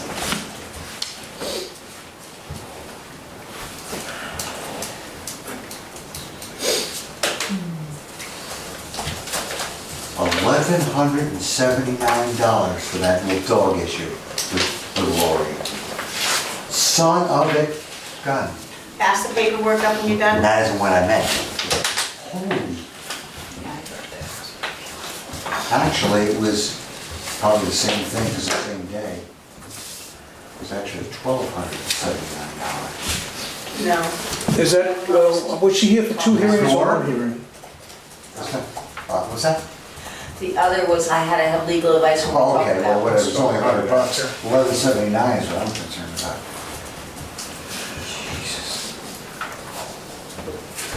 Can't we just see her quarterly and whatever? Different world. Okay. Yeah. I'd like to make a motion to approve the accounts payable warrant number 2018-40 dated 4/18/18 in the amount of $15,455.28. Can I have a second? Second. Seconded by Chris. Chris. Any discussion? Hearing none, all those in favor of approving accounts payable 2018-40 in the amount of $15,455.28 signify by saying aye. Aye. Any opposed? Okay, that has been accepted. Very quickly, Who do we allow, Guy, in the budget agenda for the next for legal meeting, this year? About 500? read a day, I think just 5,000. a reminder. Traffic ordinance review, you want to do it that week or the next time? It's I'll just take Part of being a comments leading up Okay. to it. So I'll just leave it on there, you know, Yeah. we can drop it at the agenda review. Recycling decals, that might be something that we need to know before July. But that was, policy development, social media, we don't need to have it on the next meeting unless you'd like to, hold off. It's a lot of reading if you really want to read through it, but we don't have to do it. We'll hold on that one. Okay, Wyndham Regional reminder that 6 PM on May 2nd is going to be the town plan review. Anything else? Were you going to talk about posting the open jobs? Yes. Okay. And you mentioned, oh wait, I don't know what Open committees, seats. Oh. Try to come up some, and maybe I'll throw in the June 2nd possibility. Get some, we'll get, that you and Jen are yeah, make it interesting. All right, anything else? June 2nd what? June 2nd is the Neighbors' Day. That's for the. Oh, it's Moo Day. The agenda is. Yeah, work on the agenda. What would you Moo like? Day. An update on the, Municipal plan? the people's properties. Oh, the properties. The Tree trees. people, tree property, Yeah, right. removal. Okay, all right, good. All right, if we have anything else, you can certainly let me know, and I'll stick it on there. Thank you very much for, we had a long day, but we had quite a few people here tonight, so that's good to have. I will entertain a motion if someone would like to make it to adjourn. Move to adjourn? Second, by Bruce, any discussion? Hearing none, all those in favor of adjourning, signify by saying aye. Aye. All, meeting is adjourned at 9:15.